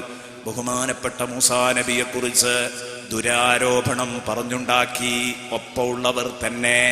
അത് അല്ലാഹു തആല മൂസാ നബി നിരപരാധിയാണെന്ന് തെളിയിച്ച് കാണിച്ചു. അതേ രൂപത്തിലാണ് നബി തങ്ങൾക്കൊരു കുഴപ്പവുമില്ല. അള്ളാഹുവിന്റെ റസൂലിനെ നിങ്ങൾ ശല്യം ചെയ്യരുതേ. റസൂലുള്ളാഹിനെ ശല്യം ചെയ്താൽ ഇന്നല്ലദീന യുദൂന അല്ലാഹ വറസൂലഹു ലഅനഹുമുല്ലാഹു ഫിദ്ദുനിയ വൽ ആഖിറ. റസൂലുള്ളാഹിനെയും അല്ലാഹനെയും ശല്യം ചെയ്യുന്നവർ ദുനിയാവിലും ആഖിറത്തിലും ശപിക്കപ്പെട്ടവരാണ്. ലഅനഹുമുല്ലാഹു ഫിദ്ദുനിയ വൽ ആഖിറ. ദുനിയാവിലും ആഖിറത്തിലും അവർ ശപിക്കപ്പെട്ടവരാണ്. വഅദ്ദ ലഹും അദാബം മുഹീനാ. അവർക്ക് അല്ലാഹു വളരെ വൃത്തികെട്ട ശിക്ഷയാണ് കേട്ടോ ഒരുക്കി വെച്ചത്. വഅദ്ദ ലഹും അദാബം മുഹീനാ. ഇതിലൊക്കെ ഒരുപാട് ആലോചിക്കാൻ മാത്രമുണ്ട്. അല്ലാഹുവിന്റെ റസൂൽ സല്ലല്ലാഹു അലൈഹി വസല്ലമ തങ്ങൾ എന്നെയും നിങ്ങളെയും പഠിപ്പിച്ച സന്ദേശമാണ് പ്രിയപ്പെട്ട സുഹൃത്തുക്കളെ. ഇതൊക്കെ അല്ലാഹുവിന്റെ റസൂലിനെ ശല്യം ചെയ്തവര് അവരെ ദുനിയാവിലും ആഖിറത്തിലും ശപിക്കപ്പെട്ടിരിക്കുന്നു. ലഅനഹുമുല്ലാഹു ഫിദ്ദുനിയ വൽ ആഖിറ വഅദ്ദ ലഹും അദാബൻ മുഹീന. അതൊക്കെ പിറകില് ആദ്യമുള്ളത് അവർക്ക് ലഅനത്താ, ശാപാണ്. അല്ലാഹുവിന്റെ റസൂലിന് ശാപം വന്ന് വീണാല്, അല്ലാഹുവിന്റെ ശാപം വന്ന് വീണാൽ പിന്നെ മനുഷ്യൻ നന്നാവൂല. കാരണം ഗുരുതരമായ തെറ്റാ ചെയ്തത്, അതുകൊണ്ടാണ്. ഗുരുതരമായ തെറ്റാ ചെയ്തിരിക്കുന്നത്, അതുകൊണ്ടാണ്. പിന്നെ അവനെ വെച്ച് പൊറുപ്പിച്ചുകൂടാ. ഒരു സ്കൂളിലെ കുട്ടി എന്തെങ്കിലും ഒരു വികൃതി കാണിച്ചു. ഇത് ഇമാം റാസി പറഞ്ഞൊരു ഉദാഹരണം. ഒരു മദ്രസയിലെ കുട്ടി എന്തെങ്കിലും ഒരു വികൃതി കാണിച്ചു. അത് വെച്ച് പൊറുപ്പിക്കാനും നന്നാക്കി എടുക്കാനും പറ്റുന്നതാണെങ്കിൽ ആ കുട്ടിയെ വിളിച്ചിട്ടൊന്ന് ഉപദേശിക്കും. വീണ്ടും ആവർത്തിക്കുകയാണെങ്കിൽ 2 അടി കൊടുത്തു നോക്കും. എന്നിട്ടും നന്നാകൂല എന്ന് കണ്ടാൽ പിന്നെ അവസാനം തള്ളും, പുറത്താക്കും. അപ്പൊ പുറത്താക്കുക എന്നുള്ളത് ഒരു നിലക്കും നന്നാവൂല എന്ന് തോന്നുമ്പോൾ എടുക്കുന്ന തീരുമാനമാണ്. ഇങ്ങനെയാണ് സാധാരണ ചെയ്യുന്നത്. എന്നാൽ ഈ കുട്ടി ചെയ്തത് ഗുരുതരമായ തെറ്റാണെങ്കിൽ ഇനി ഈ സ്കൂളിന്റെ മാനേജർക്കോ സ്കൂളിന്റെ പ്രിൻസിപ്പൽക്കോ ഹെഡ് മാസ്റ്റർക്കോ മറ്റു സാറന്മാർക്കോ സഹപാഠികൾക്കോ തല ഉയർത്താൻ പറ്റാത്ത തരത്തിലുള്ള ഒരു മാനക്കേടാണ് ഈ കുട്ടി സ്കൂളിൽ ചെയ്തത്. എന്നാ പിന്നെ ഉപദേശിക്കാനുമില്ല, തല്ലാനുമില്ല. ആദ്യം തന്നെ രജിസ്റ്റർ പട്ടിക എടുത്തിട്ട് പേരങ്ങോട്ട് നീക്കിയിട്ട് പൊയ്ക്കോ എന്ന് പറയല. ഒന്നാമത്തെ കടമ്പ എന്നെ ഇറക്കി വിടല. ഇത് തെറ്റ് ഗൗരവം കൂടുമ്പോൾ ഉള്ളതാ. ഇമാം റാസി റളിയല്ലാഹു അൻഹു പറഞ്ഞു, പഴയ കാലത്തൊക്കെ എൻ്റെ ഉസ്താദൊക്കെ എന്നോട് പറയാറുണ്ടായിരുന്നു, കുട്ടികളെ ശിക്ഷണം നടത്തുന്നിടത്ത് ഒരു പഴഞ്ചൊല്ല് ചൊല്ലിത്തരാറുണ്ടായിരുന്നു. ചൊല്ലിക്കൊട്, തല്ലിക്കൊട്, തള്ളിക്കൊട്. ആദ്യം ചൊല്ലിക്കൊടുക്കുക, പിന്നെ തല്ലിക്കൊടുക്കുക, എന്നിട്ട് നന്നാവാത്തവനെ തള്ളുക. അതാണ് ആ പറഞ്ഞത്. എന്നാൽ പ്രഥമ സ്റ്റെപ്പ് എന്നെ തള്ളേണ്ടി വരും. അതിൽപ്പെട്ടതാണ് റസൂലുള്ളാഹിനെ തെറി പറയുന്നവര്. ഇത് ഇമാം റാസി പറയുന്നു, ഇന്നല്ലദീന യൂദൂന അല്ലാഹ വറസൂലഹു ലഅനഹുമുല്ലാഹു ഫിദ്ദുനിയ വൽ ആഖിറ. ആദ്യം തന്നെ അല്ലാഹു അവരെ ശപിച്ചു ആട്ടി ദുനിയാവിലും ആഖിറത്തിൽ. പിന്നെ ശിക്ഷയൊക്കെ പിന്നാലെ ആഖിറത്തിൽ വരും ചെയ്യും. അപ്പൊ അതുകൊണ്ട് നല്ലോണം കരുതണം. ബഹുമാനപ്പെട്ട സയ്യിദുനാ റസൂലുള്ളാഹി സ്വല്ലല്ലാഹു അലൈഹി വസല്ലമ തങ്ങളോട് സഹാബത്തിനുണ്ടായിരുന്ന ആദരവ് കേൾക്കണോ നിങ്ങൾക്ക്? അബ്ദുല്ലാഹി ഇബ്നു അബ്ബാസ് റളിയല്ലാഹു അൻഹുമ പറയുകയാണ്, സയ്യിദുനാ റസൂലുള്ളാഹി സ്വല്ലല്ലാഹു അലൈഹി വസല്ലം, അല്ലാഹുവിന്റെ റസൂൽ സ്വല്ലല്ലാഹു അലൈഹി വസല്ലമ തങ്ങൾ ഒരു ദിവസം ഇങ്ങനെ നടക്കുകയാണ്. അൻസാരികളുടെ സംഘമുണ്ട്. ഒരു ഭാഗത്തുകൂടെ അങ്ങനെ പോകുമ്പോ അൻസാരികളുടെ സംഘം കണ്ടു. ആ സംഘത്തിൽ അബ്ദുല്ലാഹി ഇബ്നു ഉബയ്യ് എന്ന മുനാഫിക്കുകളുടെ ഹെഡുമുണ്ട്. ഓനും മുസ്ലിമാന്ന് പറഞ്ഞ് ഞമ്മന്റെ ആളാന്ന് പറഞ്ഞ് ഒപ്പം നിൽക്കുന്നവനാണ്, അവനുമുണ്ട്. അപ്പോ മുസ്ലിമീങ്ങളുടെ ഒരു ടീമിനെ കണ്ടപ്പം അവരോടൊന്ന് വയലു പറയാന്നുള്ളത് പ്രബോധകരുടെ രസമാണ്, പ്രബോധകരുടെ ഹോബിയാണ്. അപ്പൊ എന്ത് ചെയ്തു? ആ സന്ദർഭം മുതലാക്കാന്ന് കരുതിയിട്ട് റസൂലുള്ളാഹി വയലിന് വേണ്ടി അവിടെ ഇറങ്ങി. കഴുതയുടെ പുറത്താണ് അപ്പൊ യാത്ര ചെയ്യുന്നത്. നബി ഒട്ടകപ്പുറത്ത് യാത്ര ചെയ്തിട്ടുണ്ട്, കുതിരപ്പുറത്ത് യാത്ര ചെയ്തിട്ടുണ്ട്, കഴുതപ്പുറത്ത് യാത്ര ചെയ്തിട്ടുണ്ട്, ഒക്കെ ഉണ്ട്. അപ്പോൾ കഴുതയുടെ പുറത്തായിരുന്നു. ആ കഴുതയെ അവിടെ നിർത്തിയിട്ടോ. അധികവും കുതിരപ്പുറത്തായിരുന്നു യാത്ര. അന്തസ്സുള്ള വാഹനമാണ് റസൂലുള്ളാഹി ഉപയോഗിച്ചിരുന്നത്. ആ കഴുതയെ അതിന്റെ അടുത്ത് കെട്ടി. എന്നിട്ട് അതാ വരുന്നു. വന്നിട്ട് ഫവഖഫ അലൈഹിം യഇദുഹും, അവർക്ക് ക്ലാസ് എടുക്കുകയാണ്, അവരോട് വഅദ് പറയുകയാണ്. കഴുതയെ തൊട്ടടുത്ത് തന്നെ വെച്ചിട്ടുണ്ട്, വിട്ടിട്ടുണ്ട്. അതേസമയം റസൂലുള്ളാഹി അതിന്റെ അടുത്ത് നിന്നിട്ട് ഇവരോട് വഅദ് പറയാൻ. ആ വഅദ് പറയുമ്പോൾ സദസ്സിന്റെ മുമ്പിൽ തന്നെ നിർത്തിയ കഴുത ഫബാല ഹിമാറുഹു സല്ലല്ലാഹു അലൈഹി വസല്ലം, അല്ലാഹുവിന്റെ ഹബീബിന്റെ കഴുത മൂത്രിച്ചു. കാരണം മൃഗല്ലേ, ആ മൃഗം നിന്ന നൃത്തത്തിൽ അങ്ങ് മൂത്രമൊഴിച്ചു. അപ്പൊ അതിന്റെ നാറ്റം ഇരിക്കുന്നവരിലേക്ക് വരുമ്പോ ഫാംസക അബ്ദുല്ലാഹി ഇബ്നു ഉബയ്യ് അൻഫഹു, അബ്ദുല്ലാഹി ഇബ്നു ഉബയ്യ് മൂക്കിങ് പിടിച്ചു. അബ്ദുല്ലാഹി ഇബ്നു ഉബയ്യ് മൂക്കിങ് പിടിച്ചിട്ട് അവൻ പറഞ്ഞു, മുഹമ്മദേ, നിന്റെ കഴുതയുടെ നാറ്റം ഒന്ന് അകറ്റണം, നാറിയിട്ട് നിൽക്കാൻ വയ്യ. ഫഖദ് ആദൈതനാ ബിനതനിഹി, ആ കഴുതയുടെ മൂത്രത്തിന്റെ നാറ്റം കൊണ്ട് ഞങ്ങളെ നീ ശല്യം ചെയ്തു. അതുകൊണ്ട് ഒരു കാര്യം പറഞ്ഞോട്ടെ, ഇപ്പൊ ഞങ്ങളെ കണ്ടപ്പോൾ ഇവിടെ ഇറങ്ങി വയല് പറഞ്ഞതുകൊണ്ടാണല്ലോ ഞങ്ങൾക്ക് ഇത് മണക്കേണ്ടി വന്നത്. ഫമൻ ജാഅക മിന്നാ ഫഇൽ, ഇങ്ങനെയൊന്നും ഇനി ഞങ്ങളോട് വയല് പറയേണ്ടവൻ മുനാഫിക്കാണ്, ഒപ്പം നിന്നിട്ട് ആളെ പറ്റിക്കാണ്, എല്ലാവർക്കും അറിയാം. ദാ പറയുന്നു. അതുകൊണ്ട് ഞങ്ങളെ കൂട്ടത്തിൽ വയതും പ്രസംഗമൊക്കെ ആവശ്യമുള്ളവർ അങ്ങോട്ട് വരും. അപ്പൊ പറഞ്ഞാ മതി, ഇങ്ങനെ മണപ്പിക്കാൻ ഇങ്ങ് വരരുത്. സുബ്ഹാനല്ലാഹ് പറഞ്ഞപ്പോഴേക്ക് അബ്ദുല്ലാഹി ഇബ്നു റവാഹ റളിയല്ലാഹു അൻഹു ചാടിയും എഴുന്നേറ്റു. എന്താടാ പഹയാ നീ പറഞ്ഞത്? അലിഹിമാനി റസൂലുള്ളാഹി സ്വല്ലല്ലാഹു അലൈഹി വസല്ലമ തഖൂലു ഹകദാ, റസൂലുള്ളാഹിനെ മണക്കുന്നുണ്ടെന്ന് പറഞ്ഞിട്ടില്ല, റസൂലുള്ളാഹിയുടെ മൂത്രം നാറുന്നുണ്ടെന്ന് പറഞ്ഞിട്ടില്ല, റസൂലുള്ളാഹിന്റെ കഴുതയുടെ മൂത്രം നാറുന്നു എന്ന് പറഞ്ഞപ്പോഴേക്ക് അബ്ദുല്ലാഹി ഇബ്നു റവാഹ ചാടി എഴുന്നേറ്റ് ചോദിച്ചു, അലിഹിമാരി റസൂലുള്ളാഹി സ്വല്ലല്ലാഹു അലൈഹി വസല്ലമ തഖൂലു ഹകദാ, അല്ലാഹുവിന്റെ റസൂലിന്റെ കഴുതയെ കുറിച്ചാണോടാ നീ ഇങ്ങനെ പറഞ്ഞത്? ഏത് കഴുതനെയാണ് പറഞ്ഞത്? പക്ഷേ റസൂലുള്ളാഹിന്റെ കഴുതനെ പറ്റിയാണോ നീ പറയുന്നത്? വല്ലാഹി വല്ലാഹി ഇന്ന ബൗല ഹിമാരി റസൂലില്ലാഹി അത്യബു റൈഹതം മിൻ മിസ്കിക്. നിനക്കൊരു കാര്യം കേൾക്കണോ? അല്ലാഹുവിന്റെ ഹബീബിന്റെ കഴുതയുടെ മൂത്രം നീ ഉപയോഗിക്കുന്ന കസ്തൂരി സുഗന്ധത്തെക്കാൾ നറുമണമുള്ളതാണ്. മഹബ്ബത്തിന്റെ കടുപ്പമാണിത്. ഞങ്ങൾക്കതിൽ വെറുപ്പില്ല, മഹബ്ബത്തുണ്ടായതുകൊണ്ടാ. പ്രിയപ്പെട്ട സുഹൃത്തുക്കളെ, കണ്ടോ, നീ ഉപയോഗിക്കുന്ന ഒന്നാം തരം അത്തറിനേക്കാൾ മഹത്വമുണ്ടെന്നാ ഞങ്ങൾ മനസ്സിലാക്കുന്നത്. അത് റസൂലുള്ളാഹിയുടെ കഴുതയാണ് എന്ന് പറഞ്ഞിട്ട് അതിനെ ആദരിക്കണമെന്ന് പഠിപ്പിച്ച അബ്ദുല്ലാഹി ഇബ്നു റവാഹ. അബ്ദുല്ലാഹി ഇബ്നു റവാഹന്റെ ചരിത്രം വേറെ പറയണം. റസൂലുള്ളാഹിനെ വല്ലാതെ ആദരിച്ചു ബഹുമാനിച്ച് കാണിച്ച മനുഷ്യനാണ്. ഒരുപാട് പീഡനങ്ങൾ ഏറ്റുവാങ്ങിയ മനുഷ്യനാണ് അതിന്റെ പേരിൽ. അങ്ങനെ സ്വല്ലല്ലാഹു അലൈഹി വസല്ലം അവിടെ നിന്നങ്ങ് പോയി. ഹബീബ് മുഹമ്മദുർ റസൂലുള്ളാഹി പോയി.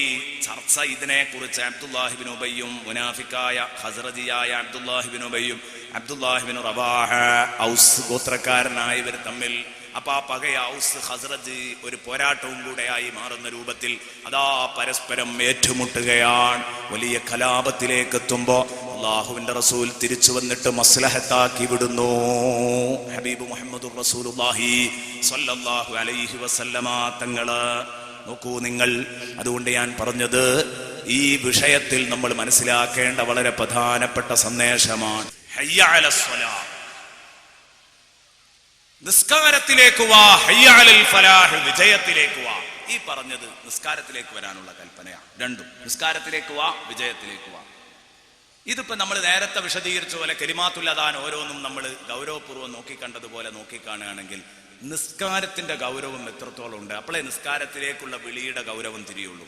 വമൻ അഹ്സനു ഖൗലൻ മിമ്മൻ ദഅാ ഇലല്ലാഹി വഅമില സാലിഹൻ വഖാല ഇന്നനീ മിനൽ മുസ്ലിമീൻ. അല്ലാഹുവിന്റെ മാർഗത്തിലേക്ക് ആളെ ക്ഷണിക്കുന്നവനേക്കാൾ നല്ലവൻ ആരുണ്ട്? ആയിഷ ബീവി പറഞ്ഞു, ഇത് ബാങ്ക് കൊടുക്കുന്നവരുടെ കാര്യത്തിൽ ഇറങ്ങിയ ആയത്താണ്.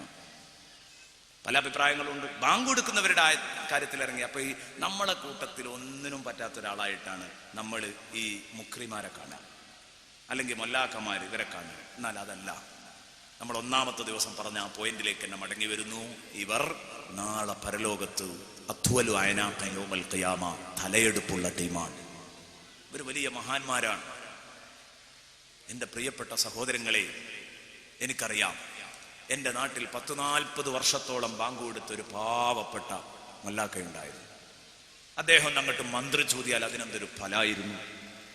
അദ്ദേഹം എന്തെങ്കിലും ഒരു വാക്ക് പറഞ്ഞാൽ അതിനെന്ത് ഫലായിരുന്നു. കാരണം ഒരു പ്രതിഫലേച്ഛ പോലുമില്ലാതെ ആരെങ്കിലും സാധുക്കൾ കൊടുക്കുന്ന ദാനധർമ്മങ്ങളിൽ ഒതുങ്ങി ഒരു സമയം പോലും തെറ്റിക്കാതെ വളരെ കൃത്യമായിട്ട് ആരാധന നിർവഹിച്ചു. അത് ഒതു എടുത്ത് തലമറച്ച് വളരെ ഭംഗിയായിട്ടേ കൊടുക്കുള്ളൂ. ഞാൻ നേരത്തെ പറഞ്ഞല്ലോ, ഇത് ഇപ്പൊ ഇന്ന് ഈ പരിപാടി ചെയ്യണോൽക്കുല്ല, അതിനെ ഏൽപ്പിച്ചണോൽക്കുല്ല അതിന്റെ മഹത്വം. ഏൽപ്പിക്കുന്നവർക്ക് ആരായാലും മതി, കുട്ടികളെ ഏൽപ്പിക്കാം. ചെയ്യുന്നവർക്കോ ഞാൻ പറഞ്ഞു, ഉറക്കത്തിൽ നിന്ന് എഴുന്നേറ്റ് വന്നൊന്ന് വായിൽ വെള്ളം പോലും കൊപ്പിളിക്കാതെ വാങ്ങിക്കൊടുക്കും. ഇതാണ് ഇപ്പോഴത്തെ കാലം. ഒരു വായിൽ വെള്ളം കൊപ്പിളിക്കുക പോലും ചെയ്യാതെ ഒതു എടുക്കൽ പിന്നല്ലേ, അങ്ങനെ പോയിട്ട് അങ്ങ് വാങ്ങി കൊടുക്കും. ഇത് ഇത്രയും പ്രധാനപ്പെട്ട ഒരു ആരാധനയാണ് എന്നുള്ള ചുറ്റുപാടെല്ലാം അങ്ങനെയുള്ള ഒരു മാനസികാവസ്ഥ അവരുടെ ഹൃദയത്തിൽ വരുന്നില്ല. അപ്പൊ അതുകൊണ്ട് ബാങ്ക് അതിന്റെ കലിമാത്തുകളിലേക്ക് കടന്നപ്പോഴാണ് നമ്മൾ വൈകിപ്പോയത്. ഹയ്യ അലസ് സ്വലാഹ്, ഹയ്യ അലൽ ഫലാഹ്. ഈ വിളി വിളിക്കുന്നവൻ വളരെ വലിയ ആളാണ്, വലിയ പ്രതിഫലമുള്ള ആളാണ്, ദ്വാരപ്പിക്കാൻ പറ്റിയ ആളുകളാണ്. അള്ളാഹു ദ്വാക്ക് ഇജാബത്ത് കൊടുക്കുന്നവരാണ്. ശരിക്കും മനസ്സിലാക്കണം, അവരെ നമ്മൾ ഒരു രണ്ടാം കിട ആളുകളായി തട്ടിക്കളയരുത്. എപ്പോഴും നമ്മൾ അവർക്ക് ആദരവോടെ ബഹുമാനത്തോടെ സീറ്റ് നൽകണം. നമ്മുടെ സദസ്സിലൊക്കെ അവരേറ്റവും ബാക്കിൽ എവിടെയെങ്കിലും അവരെ പുറന്തള്ളി പോകുന്ന ഒരു സംഗതിയാണ് പലപ്പോഴും ഉണ്ടാവാറുള്ളത്. ആയിപ്പോകരുത്. ബാങ്ക് വിളിക്കുന്ന ആളുടെ മഹത്വം തിരിച്ചറിയുക തന്നെ വേണം. അതിന്റെ ബഹുമാനം എത്രത്തോളമാണെന്നറിയണം. ഇത് നിസ്കാരത്തിന്റെ ഗൗരവമാണ്. അതുകൊണ്ട് ആ നിസ്കാരത്തിലേക്ക് വിളിക്കുന്നതിന് മഹത്വമുണ്ടായത്. നിസ്കാരത്തിലേക്ക് വിളിക്കുന്നതിന് ഇത്രയും മഹത്വം ഉണ്ടാകാൻ കാരണം എന്താ? നിസ്കാരം വളരെ ഗൗരവമുള്ള അമലായതുകൊണ്ടാണ്. മനുഷ്യൻ ശരീരം കൊണ്ട് ചെയ്യുന്ന ആരാധനകളിൽ ഏറ്റവും പ്രധാനപ്പെട്ടത്, ശരീരം കൊണ്ട് നിർവഹിക്കുന്ന ആരാധനാ ചടങ്ങുകളിൽ ഏറ്റവും പ്രധാനപ്പെട്ടതാണ് നിസ്കാരം. അസ്വലാ, അസ്വലാ. ഇത് ശരിക്കും ശ്രദ്ധിക്കണം. ഇത് ഇന്ന് ഉമ്മത്ത് വളരെ അവഗണിച്ചിരിക്കുക. നിസ്കരിക്കുക എന്നുള്ള പരിപാടി പലരും ഇല്ലാതെ പോകുന്ന. നിസ്കരിക്കുകയാണെങ്കിൽ കടമ നിർവഹിക്കാൻ വേണ്ടി നിസ്കരിക്കുന്നു, അതിന്റെ ഗൗരവത്തോടുകൂടെ അമല് ചെയ്യുന്നില്ല. അതുകൊണ്ട് അതിലേക്ക് വരണം. ഇനിയോ നേരത്തിനും കൃത്യത്തിനും നിസ്കരിച്ചോളണമെന്നില്ല. നിസ്കരിക്കാത്തവർ ജാഗ്രതയിൽ, നിസ്കരിക്കുന്നവരും എന്ന തലക്കെട്ടിൽ സംസാരിച്ചതാണ്. എല്ലാം അതിലുണ്ട് എന്ന് പറഞ്ഞാൽ നിസ്കാരം പിന്തിപ്പിച്ചാലുള്ള കുറ്റം, നിസ്കാരം ഖളാ ആക്കിയാലുള്ള കുറ്റം, തീരെ നിസ്കരിക്കാഞ്ഞാൽ അത് എത്രമാത്രം മോശമാണ്, എല്ലാം അതിലുണ്ട്. എൻ്റെ ഉമ്മമാരെ ഞാൻ ഉമ്മമാരോട് പറയുന്ന, ആർക്കെങ്കിലും ഒന്ന് ഉപകരിച്ചെങ്കിലോ, ഈ നിസ്കാരം ഖളാ ആക്കുക എന്നുള്ള വിഷയം, പുരുഷന്മാരുടെ കൂട്ടത്തിൽ നിസ്കാരം ഉപേക്ഷിക്കുന്നവർ നിരന്തരം ഉണ്ട്. അത് പിന്നെ ചർച്ച ചെയ്യാനുള്ള, മാപ്പിളയാണെങ്കിൽ നിസ്കരിക്കാതിരിക്കാൻ പറ്റൂല. അങ്ങനെ ഒരു സംഗതി ആലോചിക്കന്നെ വേണ്ട. നിസ്കരിക്കാത്ത മാപ്പിള അത് ആലോചിക്കല്ലേ, അങ്ങനെ ഉണ്ടായിക്കൂടാ. ഇന്നു മുതൽ തീരുമാനം എടുക്കണം. അങ്ങനെ ആരെങ്കിലും സദസ്സിലുണ്ടെങ്കിൽ പടച്ചോനെ ഇനി എൻ്റെ അടുത്ത് സംഭവിക്കൂല. കാരണം നാളെ പടച്ചോൻ പറയും, എനിക്ക് ആയത്തോതി പറയാൻ സമയമില്ലാത്തത് കൊണ്ടാ, നാളെ പടച്ചോൻ പറയും ചെയ്യടാ സുജൂദ്. അപ്പൊ ചെയ്യാൻ വേണ്ടി ഇങ്ങനെ ശരിക്കും ഇങ്ങനെ വളഞ്ഞു തിരിയും, പക്ഷേ കഴിയൂല. കാരണം എന്താ? അള്ളാഹു പറയുന്നു, അവരെ ഞാൻ സുജൂദിന് വിളിച്ചിരുന്നു.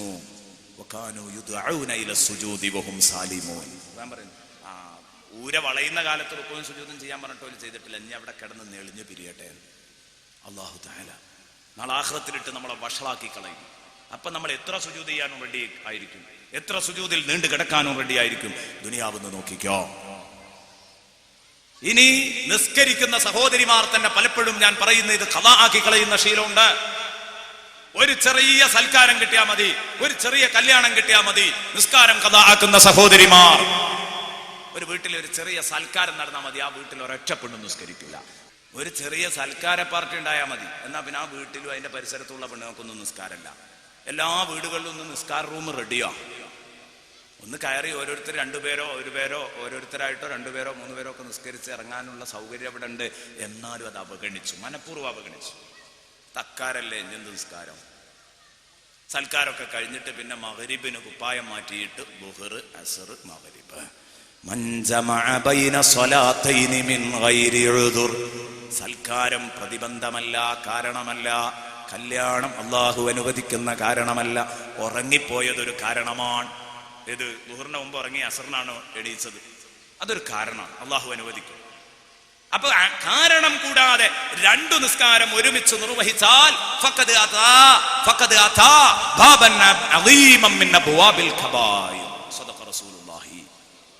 അള്ളാഹുവിന്റെ റസൂൽ പറഞ്ഞു, രണ്ട് നിസ്കാരം ഒരുമിച്ച് നിർവഹിക്കുന്നവർ മഹാപാപമാണ് ചെയ്തിരിക്കുന്നത്. വൻദോഷങ്ങളുടെ കൂട്ടത്തിൽ ഏറ്റവും വലിയ കവാടത്തെ അയാൾ സമീപിച്ചിരിക്കുന്നു. വൻദോഷങ്ങളുടെ കൂട്ടത്തിൽ ഏറ്റവും വലിയ വാതിൽക്കൽ അയാൾ ചെന്ന് നിൽക്കുന്നത് ഏത്? നിസ്കാരം രണ്ടെണ്ണം ഒരുമിച്ച് നിസ്കരിച്ചാൽ. ജമ്മു കസ്റു ആക്കുന്നോടത്തല്ല പറഞ്ഞത്, ഖളാ ആക്കി നിസ്കരിക്കുന്നിടത്ത്. അപ്പൊ അതുകൊണ്ട് ഖളാ ആക്കിയിട്ട് നിസ്കാരം ഒരുമിച്ച് നിസ്കരിക്കരുത്. ഖളാ ആയി പോകാതിരിക്കാൻ ശ്രമിക്കണം. അഥവാ ഖളാ ആയി പോയാൽ നിസ്കരിക്കും വേണം. വേഗം നിസ്കരിച്ച് ചുമതല ഒഴിവാക്കി വിടണം. എന്നാ രണ്ട് നിസ്കാരങ്ങൾ ഒരുമിച്ച് നിസ്കരിക്കുന്നത് വളരെ ഗൗരവപൂർവം. അങ്ങനെ ഒരവസ്ഥ ജീവിതത്തിൽ വരാതിരിക്കാൻ ശ്രമിക്കണം. പ്രിയപ്പെട്ട ഉമ്മമാരെ, ഉപ്പമാരെ, സഹോദരന്മാരെ, സഹോദരിമാരെ, ഇനി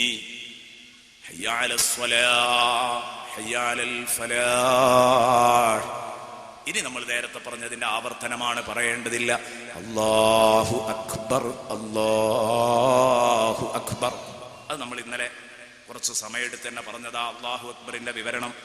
ഇനി ലാ ഇലാഹ ഇല്ലല്ലാഹ്, അതിന്റെ മുമ്പ് ഇഖാമത്തിൽ പ്രത്യേകമായിട്ട് വരുന്ന ലഫ്ള്, അത് ഖദ് ഖാമത്തിസ് സ്വലാഹ്, അതും നിസ്കാരത്തിന്റെ ശ്രേഷ്ഠത തന്നെയാണ്, അതും പറയേണ്ടതില്ല. ഇനി ലാ ഇലാഹ ഇല്ലല്ലാഹ്, ലാ ഇലാഹ ഇല്ലല്ലാഹ്. ഇന്നലെ അവസാന ഭാഗത്ത് പറഞ്ഞതാണ് അഷ്ഹദു അല്ലാ ഇലാഹ ഇല്ലല്ലാഹ്. ലാ ഇലാഹ ഇല്ലല്ലാഹ് വളരെ മർമ്മപ്രധാനമാണ്. ഒരിക്കലും ശിർക്കിന്റെ ഒരു ലാഞ്ചന പോലും നമ്മുടെ അടുത്തുണ്ടാവാൻ പാടില്ല. ശിർക്കിന്റെ ലാഞ്ചന പോലും പാടില്ല. അല്ലാഹുവല്ലാതെ ഒരാളെയും ആരാധിക്കാൻ പാടില്ല, ഒരാളെയും ആരാധിക്കാൻ പാടില്ല. എത്രയോ മുസ്ലിം ചെറുപ്പക്കാർ ഫാൻ സംസ്കാരങ്ങളുമായി നടക്കുന്നവരുണ്ട്. ഫാൻ എന്ന് പറഞ്ഞാൽ അതിന്റെ അർത്ഥം ആരാധകൻ എന്നാണ്, അല്ലേ? നമ്മുടെ ആരാധകൻ ഏത്? ബ്രസീലിന്റെ ആരാധകൻ, അതുപോലെ തന്നെ അർജന്റീനയുടെ ആരാധകൻ. ഫാൻ സംസ്കാരം ഇത് എഴുതി വെക്കുന്ന ചെറുപ്പക്കാർക്ക് പറഞ്ഞിവിടെ എന്താണ് ബ്രസീൽ ഫാൻസ് എന്ന് പറഞ്ഞാൽ അതിന്റെ അർത്ഥം എന്ന് പോലും അറിയാത്ത സാധുക്കളുണ്ട്. ബ്രസീൽ ആരാധകർ എന്നാണ്. നടക്കൂല. നമ്മൾ അല്ലാഹുവിന്റെ മുമ്പിൽ കയ്യും കെട്ടി നിന്ന് പറയുന്നു, ഇയ്യാക നഅ്ബുദു വ ഇയ്യാക നസ്തഈൻ, ഇയ്യാക നഅ്ബുദു വ ഇയ്യാക നസ്തഈൻ. നമ്മൾ റബ്ബേ നിന്നെ മാത്രമാണ് ആരാധിക്കുന്നത്. റഹ്മാനായ റബ്ബേ, ഇതാ നിന്നോട് മാത്രമാണ് ഞങ്ങൾ സഹായം തേടുന്നതും, നിന്നെ മാത്രമാണ് ആരാധിക്കുന്നതും, നിന്നോട് മാത്രമാണ് ഞങ്ങൾ സഹായം തേടുന്നതും എന്ന് പറഞ്ഞാൽ റഹ്മാനായ റബ്ബേ, ഇയ്യാക നഅ്ബുദു എന്നതിനോട് ചേർത്താ പറയുന്നത് ഇബാദത്ത് എന്ന അർത്ഥത്തിലുള്ള ഇസ്തിആനത്ത്, നിന്നോട് മാത്രമാണ് സഹായാഭ്യർത്ഥന. അല്ലെങ്കിൽ ഉമ്മാനോട് ഭക്ഷണം ചോദിക്കാൻ പറ്റൂല, ഭാര്യനോട് ആ വെള്ളം എടുക്കുക എന്ന് പറയാൻ പറ്റൂല, മകനോട് ആ ടേബിൾ അങ്ങ് നീക്കി വെക്കുക എന്ന് പറയാൻ പറ്റൂല. അപ്പൊ എന്താണ്? ആരാധനാ മൈൻഡിലുള്ള സർവ്വ ഇസ്തിആനത്തും അഭയവും അഭ്യർത്ഥനയും അത് അല്ലാഹുവിനോട് മാത്രമാണ്. ഇത് പറയുമ്പോൾ ഒരു ചെറിയ പേടി, അവസരോചിതം പറയാണ്. എന്ത്? മുഹീദ്ദീൻ ശൈഖിനെ വിളിക്കുന്നത് ആരാധനയായി പോകോ? പേടിക്കണല്ലോ ശിർക്കിനെ. അങ്ങനെയാണ് സാധാരണ പറയാറുള്ളത്. റസൂലുള്ളാഹിനെ യാ റസൂലല്ലാഹ് എന്ന് വിളിക്കുമ്പോ ആരാധനയായി പോകോ എന്നുള്ള പേടി. ഞാൻ പറയുന്ന അതിലെ ശിർക്കിന്റെ നിഴല് പോലുമില്ല. എന്തുകൊണ്ടെന്ന് ശിർക്കിന്റെ നിഴലിനെ ഭയപ്പെട്ടയാളാണ് ഇമാം നവവി റളിയല്ലാഹു അൻഹു. ഇമാം നവവിയും റാഫിയും പലപ്പോഴും ഫിഖ്ഹ് മസ്അലകളിൽ പലപ്പോഴും ഭാഗികമായി ഇത് അടിസ്ഥാനപരമായ മസ്അലകളല്ല, ശാഖാപരമായ അഭിപ്രായങ്ങളിൽ പലപ്പോഴും അഭിപ്രായ വ്യത്യാസങ്ങൾ രേഖപ്പെടുത്താറുണ്ട്. അത് ഉമ്മത്തിന് റഹ്മത്തായിട്ട് രേഖപ്പെടുത്തുന്ന ഉമ്മത്തിന് അത് അനുഗ്രഹമാണ്. അത് അടിസ്ഥാനപരമായ ഒരു മസലയിലും എതിർപ്പുണ്ടാവില്ല. 5 നേരത്തെ നിസ്കാരമുണ്ടോ അത് നിർബന്ധമാണോ എന്നുള്ള കാര്യത്തിലൊന്നും തർക്കമല്ല. പക്ഷേ ഈ ശാഖാപരമായ കാര്യങ്ങളിൽ, ഉദാഹരണത്തിന് നിസ്കരിക്കുന്നവന്റെ മുമ്പിൽ ഒരു മറ ഉണ്ടാവണം. ആ മറ ഒരു തൂണാണെങ്കിൽ, ചുമരാണെങ്കിൽ വേണ്ട, തൂണ് പോലത്തെ ഒന്നാണ് മറയെങ്കിൽ അതിന്റെ നേരെ നടുക്ക് നിൽക്കണ്ട, വലത്തോട്ടോ ഇടത്തോട്ടോ ഒന്ന് തെറ്റി നിൽക്കാന്ന് പറഞ്ഞു ഇമാം നവവി റളിയല്ലാഹു അൻഹു. അപ്പൊ റാഫി ഇമാം റളിയല്ലാഹു പറഞ്ഞു, അല്ല നടുക്കന്നെ നിൽക്കണമെങ്കിൽ നിൽക്കാം. ഇതിപ്പോ ഒരു അഭിപ്രായ വ്യത്യാസമാണ്. അപ്പൊ നവവി ഇമാമിനോട് ചോദിച്ചു, നിങ്ങൾ എന്തിനാ ചെറിയൊരു കാര്യത്തിന് ഇങ്ങനെ ഒരു നിർബന്ധം പറഞ്ഞു വലത്തോട്ടോ എടുത്തു? അപ്പൊ മഹാനവറുകൾ പറഞ്ഞത്, ഈ മുമ്പിലുള്ള സാധനം ഒരു വിഗ്രഹമാണെന്നെങ്ങാനും ഈ നിസ്കരിക്കുന്ന ആളുടെ മനസ്സിലേക്ക് തോന്നിപ്പോകണ്ട, എന്നാ മറ വേണാനും. അപ്പൊ അതുകൊണ്ട് ഇതൊരു ബിംബാണോ എന്ന് തോന്നിപ്പോകരുത് എന്ന് കരുതിയിട്ടാണ്. സത്യത്തില് വളരെ വിദൂരമായ ഒരു സാധ്യതയാണതല്ലേ നിസ്കാരത്തിന് മുമ്പിൽ വെച്ച മറ, അതൊരു വിഗ്രഹാന്നൊരു മൂമിന് തോന്നിപ്പോ എന്ന് പറഞ്ഞാൽ ഇത്രത്തോളം ശിർക്കിന്റെ വിദൂരമായ നിഴലിനെ പോലും ഭയപ്പെട്ടിട്ടുണ്ട് ഇമാം നബവി. ആ ഇമാം നബവി തങ്ങള് ധൈര്യമായി എഴുതുന്നു കിതാബുൽ അദ്കാറില്, എന്ത്, ഒരാൾ ഇങ്ങനെ നടന്നു പോകുമ്പോ കാലെവിടെയെങ്കിലും വെച്ചുടക്കിയാൽ അയാൾ വിളിക്കേണ്ടത് യാ മുഹമ്മദു എന്നാണ്, മുഹമ്മദ് നബിയെ എന്ന് വിളിക്കണം. ഇത്രത്തോളം ശിർക്കിനെ ഭയന്നയാള് ഇതിൽ വല്ല ശിർക്കിന്റെ കലർപ്പും ഉണ്ടെങ്കിൽ അത് പറയൂലല്ലോ, അത് പറയൂലല്ലോ. അപ്പൊ എന്താ, ഇതില് ശിർക്കിന്റെ കലർപ്പേ ഇല്ല, പേടിക്കപ്പെടേണ്ട ഒരു സംഗതിയുമില്ല. അതുകൊണ്ടാണ് ഇങ്ങനെ പറഞ്ഞത്. ഇത് നമ്മൾ മനസ്സിലാക്കണമെന്ന് എന്റെ പ്രിയപ്പെട്ട സഹോദരങ്ങളോട് പറഞ്ഞുകൊണ്ട് തൽക്കാലം ഈ വിഷയം ഇവിടെ സമാപിക്കുകയാണ്. ഇൻഷാ അല്ലാഹ് നമുക്ക് കുറച്ച് ദിക്റുകൾ ചൊല്ലണം, ദുആ നടത്തണം, ഒരുപാട് കാര്യങ്ങൾ പറയാനുണ്ട്, ബന്ധപ്പെട്ടവർക്ക് എന്തോ പറയാനുണ്ട്. അതുപോലെ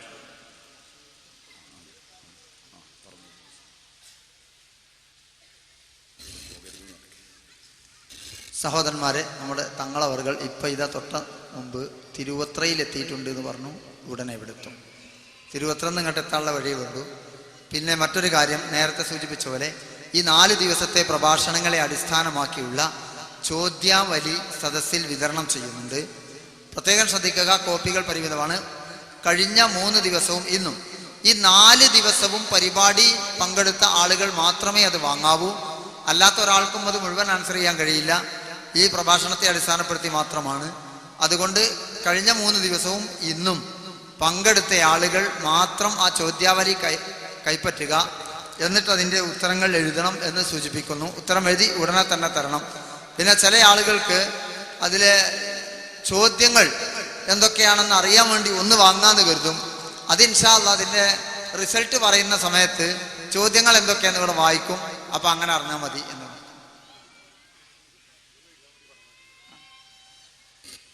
ഈ പേപ്പറിന്റെ അവസാനം ചോദ്യാവലിയുടെ ഉത്തരം ചെയ്ത് നിങ്ങൾ നൽകുന്ന പേപ്പറിന്റെ അടിയിൽ നിങ്ങളുടെ പേരും ഫോൺ നമ്പറും സ്ഥലവും എഴുതണം എന്നുണർത്തുന്നു. അതിനുള്ള പ്ലേസ് സൈഡ് പ്രത്യേകം കണ്ടിട്ടില്ല, അതുകൊണ്ട് അത് പ്രത്യേകം പറയുന്നു. തങ്ങളവറുകൾ വേദിയിലേക്ക് എത്തുന്നു.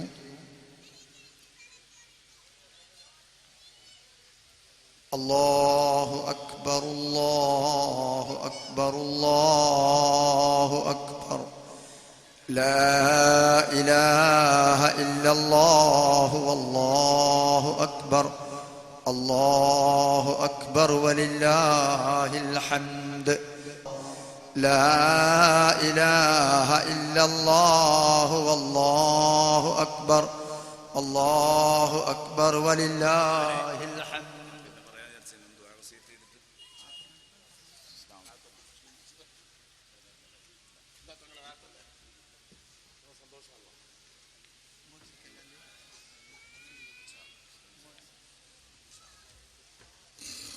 പ്രിയപ്പെട്ട സഹോദരങ്ങളെ, ഞാൻ ബഹുമാനപ്പെട്ട തങ്ങളുപ്പാപ്പ എത്താൻ വൈകും എന്ന് ധരിച്ചപ്പോൾ കുറച്ച് ദിക്ർ ചൊല്ലി ദുആ ചെയ്യാം. കാരണം ഇത്രയും നാളിൽ നമ്മൾ വിശാലമായി ദുആ ചെയ്തിട്ടില്ല എന്ന് കരുതി അതിനുവേണ്ടി ഒരുങ്ങിയതാണ്. പക്ഷേ ബഹുമാനപ്പെട്ട തങ്ങളെത്തിയതുകൊണ്ട് ഇതുവരെ നമ്മൾ പറഞ്ഞ ആശയം ഒന്നും കൂടെ ഗൗരവത്തിലെടുക്കുക, നബി സല്ലല്ലാഹു അലൈഹി വസല്ലമ തങ്ങളെ ആദരിക്കുന്നതിൻ്റെയും ബഹുമാനിക്കുന്നതിൻ്റെയും ഭാഗമാണ് ഹബീബിൻ്റെ തിരുകുടുംബത്തെ ആദരിക്കൽ. തിരുശേഷിപ്പുകളിൽ ആധാറുകളിൽ ഏറ്റവും പ്രധാനപ്പെട്ടത് ഹബീബിൻ്റെ തിരുകുടുംബമാണ്. അതുകൊണ്ട് തന്നെ അഹ്ലു ബൈത്ത് അത് നൂഹ് നബി അലൈഹിസ്സലാമിൻ്റെ കപ്പൽ പോലെയാണ് എന്ന് റസൂലുള്ളാഹി സ്വല്ലല്ലാഹു അലൈഹി വസല്ലം പഠിപ്പിച്ചു. നമുക്ക് വലിയൊരു ഭാഗ്യമാണ് ഈ റമദാനിൽ വീണ് കിട്ടിയിരിക്കുന്നത്. ബഹുമാനപ്പെട്ട സയ്യിദ് അവറുകളുടെ കരം പകരാനും നമ്മുടെ സങ്കടങ്ങൾ പറയാനൊക്കെ ഉള്ള നല്ല ഒരു അവസരം. അതുകൊണ്ട് ഇനി ഞാൻ പ്രാർത്ഥനയിലേക്ക് കടക്കുന്നില്ല. നിങ്ങളോട് 4 ദിവസം സംസാരിച്ച സ്ഥിതിക്ക് ഒന്ന് യാത്ര ചോദിക്കുക എന്ന നിലക്ക് മാത്രമാണ് നിങ്ങളെ അഭിസംബോധനം ചെയ്യുന്നത്. ഞാൻ പറഞ്ഞു ബാങ്ക് വിളിച്ചതാണ്, അപ്പൊ ഇനി കൂടുതൽ നീട്ടിക്കൊണ്ടു പോകുന്നത് ശരിയല്ല എന്ന് മനസ്സിലാക്കിക്കൊണ്ട് ബഹുമാനപ്പെട്ട തങ്ങൾക്ക് വേണ്ടി വേദി ഒഴിഞ്ഞു കൊടുക്കുന്നു. ബഹുമാനപ്പെട്ട സയ്യിദ് അവറുകൾ നിങ്ങളെ സംബന്ധിച്ചിടത്തോളം നിങ്ങളുടെ ജില്ലയുടെ ഖാദിയും കൂടെയാണ്. അല്ലാഹു റബ്ബുൽ ഇസ്സത്ത് അവരും അവരുടെ കുടുംബവും ഇന്ന് കേരളത്തിൽ നടത്തിക്കൊണ്ടിരിക്കുന്നത് വലിയ ഒരു സംഗതിയാണെന്ന് നമുക്കറിയാം. അവർ മാത്രമല്ല, ആ വാപ്പയുടെ ഒരു ഭാഗ്യം ഞാൻ പലപ്പോഴും ആലോചിക്കാറുണ്ട്. ബഹുമാനപ്പെട്ട തങ്ങളും അവരുടെ അനുജന്മാരും ജ്യേഷ്ഠന്മാരും എല്ലാവരും ദീനീ രംഗത്ത് നിറഞ്ഞു നിൽക്കുകയാണ്. പലപ്പോഴും ഇതിന് ഭാഗ്യം കിട്ടുന്ന അഹ്ലു ബൈത്തുകൾ വളരെ കുറവാണ്. അതുകൊണ്ട് ഇൽമുമായി ബന്ധപ്പെട്ട് ദീനിന്റെ ഖിദ്മയുമായി ബന്ധപ്പെട്ട് ദുആ നേതൃത്വം മജ്ലിസുകൾക്ക് നേതൃത്വം നൽകി മുന്നോട്ട് പോകുന്ന ഇവർ എല്ലാവരും നമുക്ക് വലിയ ഒരു തണലാണ്. അതുകൊണ്ട് ആ കുടുംബത്തിന് മുഴുവൻ അല്ലാഹു ഇസ്സത്ത് നൽകട്ടെ. ആരെ എടുത്തു നോക്കിയാലും എല്ലാവരും നമ്മുടെ സദസ്സുകളിൽ നിറഞ്ഞു നിൽക്കുന്നവരാണ്. പ്രത്യേകിച്ച് നമ്മുടെ മുമ്പിൽ വന്നിരിക്കുന്ന ബഹുമാനപ്പെട്ട ഖലീൽ തങ്ങൾ അള്ളാഹു പ്രത്യേകം അനുഗ്രഹിച്ചിട്ടുണ്ട്. അള്ളാഹു ആ ഭാഗ്യം നിലനിർത്തട്ടെ, ആമീൻ എന്ന് ദുആ ചെയ്യുന്നു. തങ്ങളുടെ ബർക്കത്തുകൊണ്ട് നാളെ സ്വർഗത്തിൽ ഈ ഒത്തുകൂടിയതുപോലെ റമദാനിന്റെ ഹക്ക് ജാഹ് ബർക്കത്തുകൊണ്ട് പടച്ചോനെ ഞങ്ങൾക്ക് ഒത്തുകൂടാൻ നീ തൗഫീഖ് നൽകണേ അല്ലാ, നീ തൗഫീഖ് നൽകണേ അല്ലാ. ഞങ്ങളുടെ സാദാത്യങ്ങളുടെ ഉസ്താദുമാരുടെ ബർക്കത്തുകൊണ്ട് പടച്ചവനെ നാളെ ഞങ്ങളെ നീ സ്വർഗത്തിൽ റസൂലുള്ളാഹിയുടെ സാന്നിധ്യത്തിൽ ഒരുമിച്ച് കൂട്ടണേ അല്ലാ, ഒരുമിച്ച് കൂട്ടണേ അല്ലാ, ഒരുമിച്ച് കൂട്ടണേ അല്ലാ എന്ന് പ്രത്യേകം ദുആ ചെയ്തുകൊണ്ട് തൽക്കാലം അവസാനിപ്പിക്കുകയാണ്. 4 ദിവസം നിങ്ങളുമായി സംസാരിച്ചു.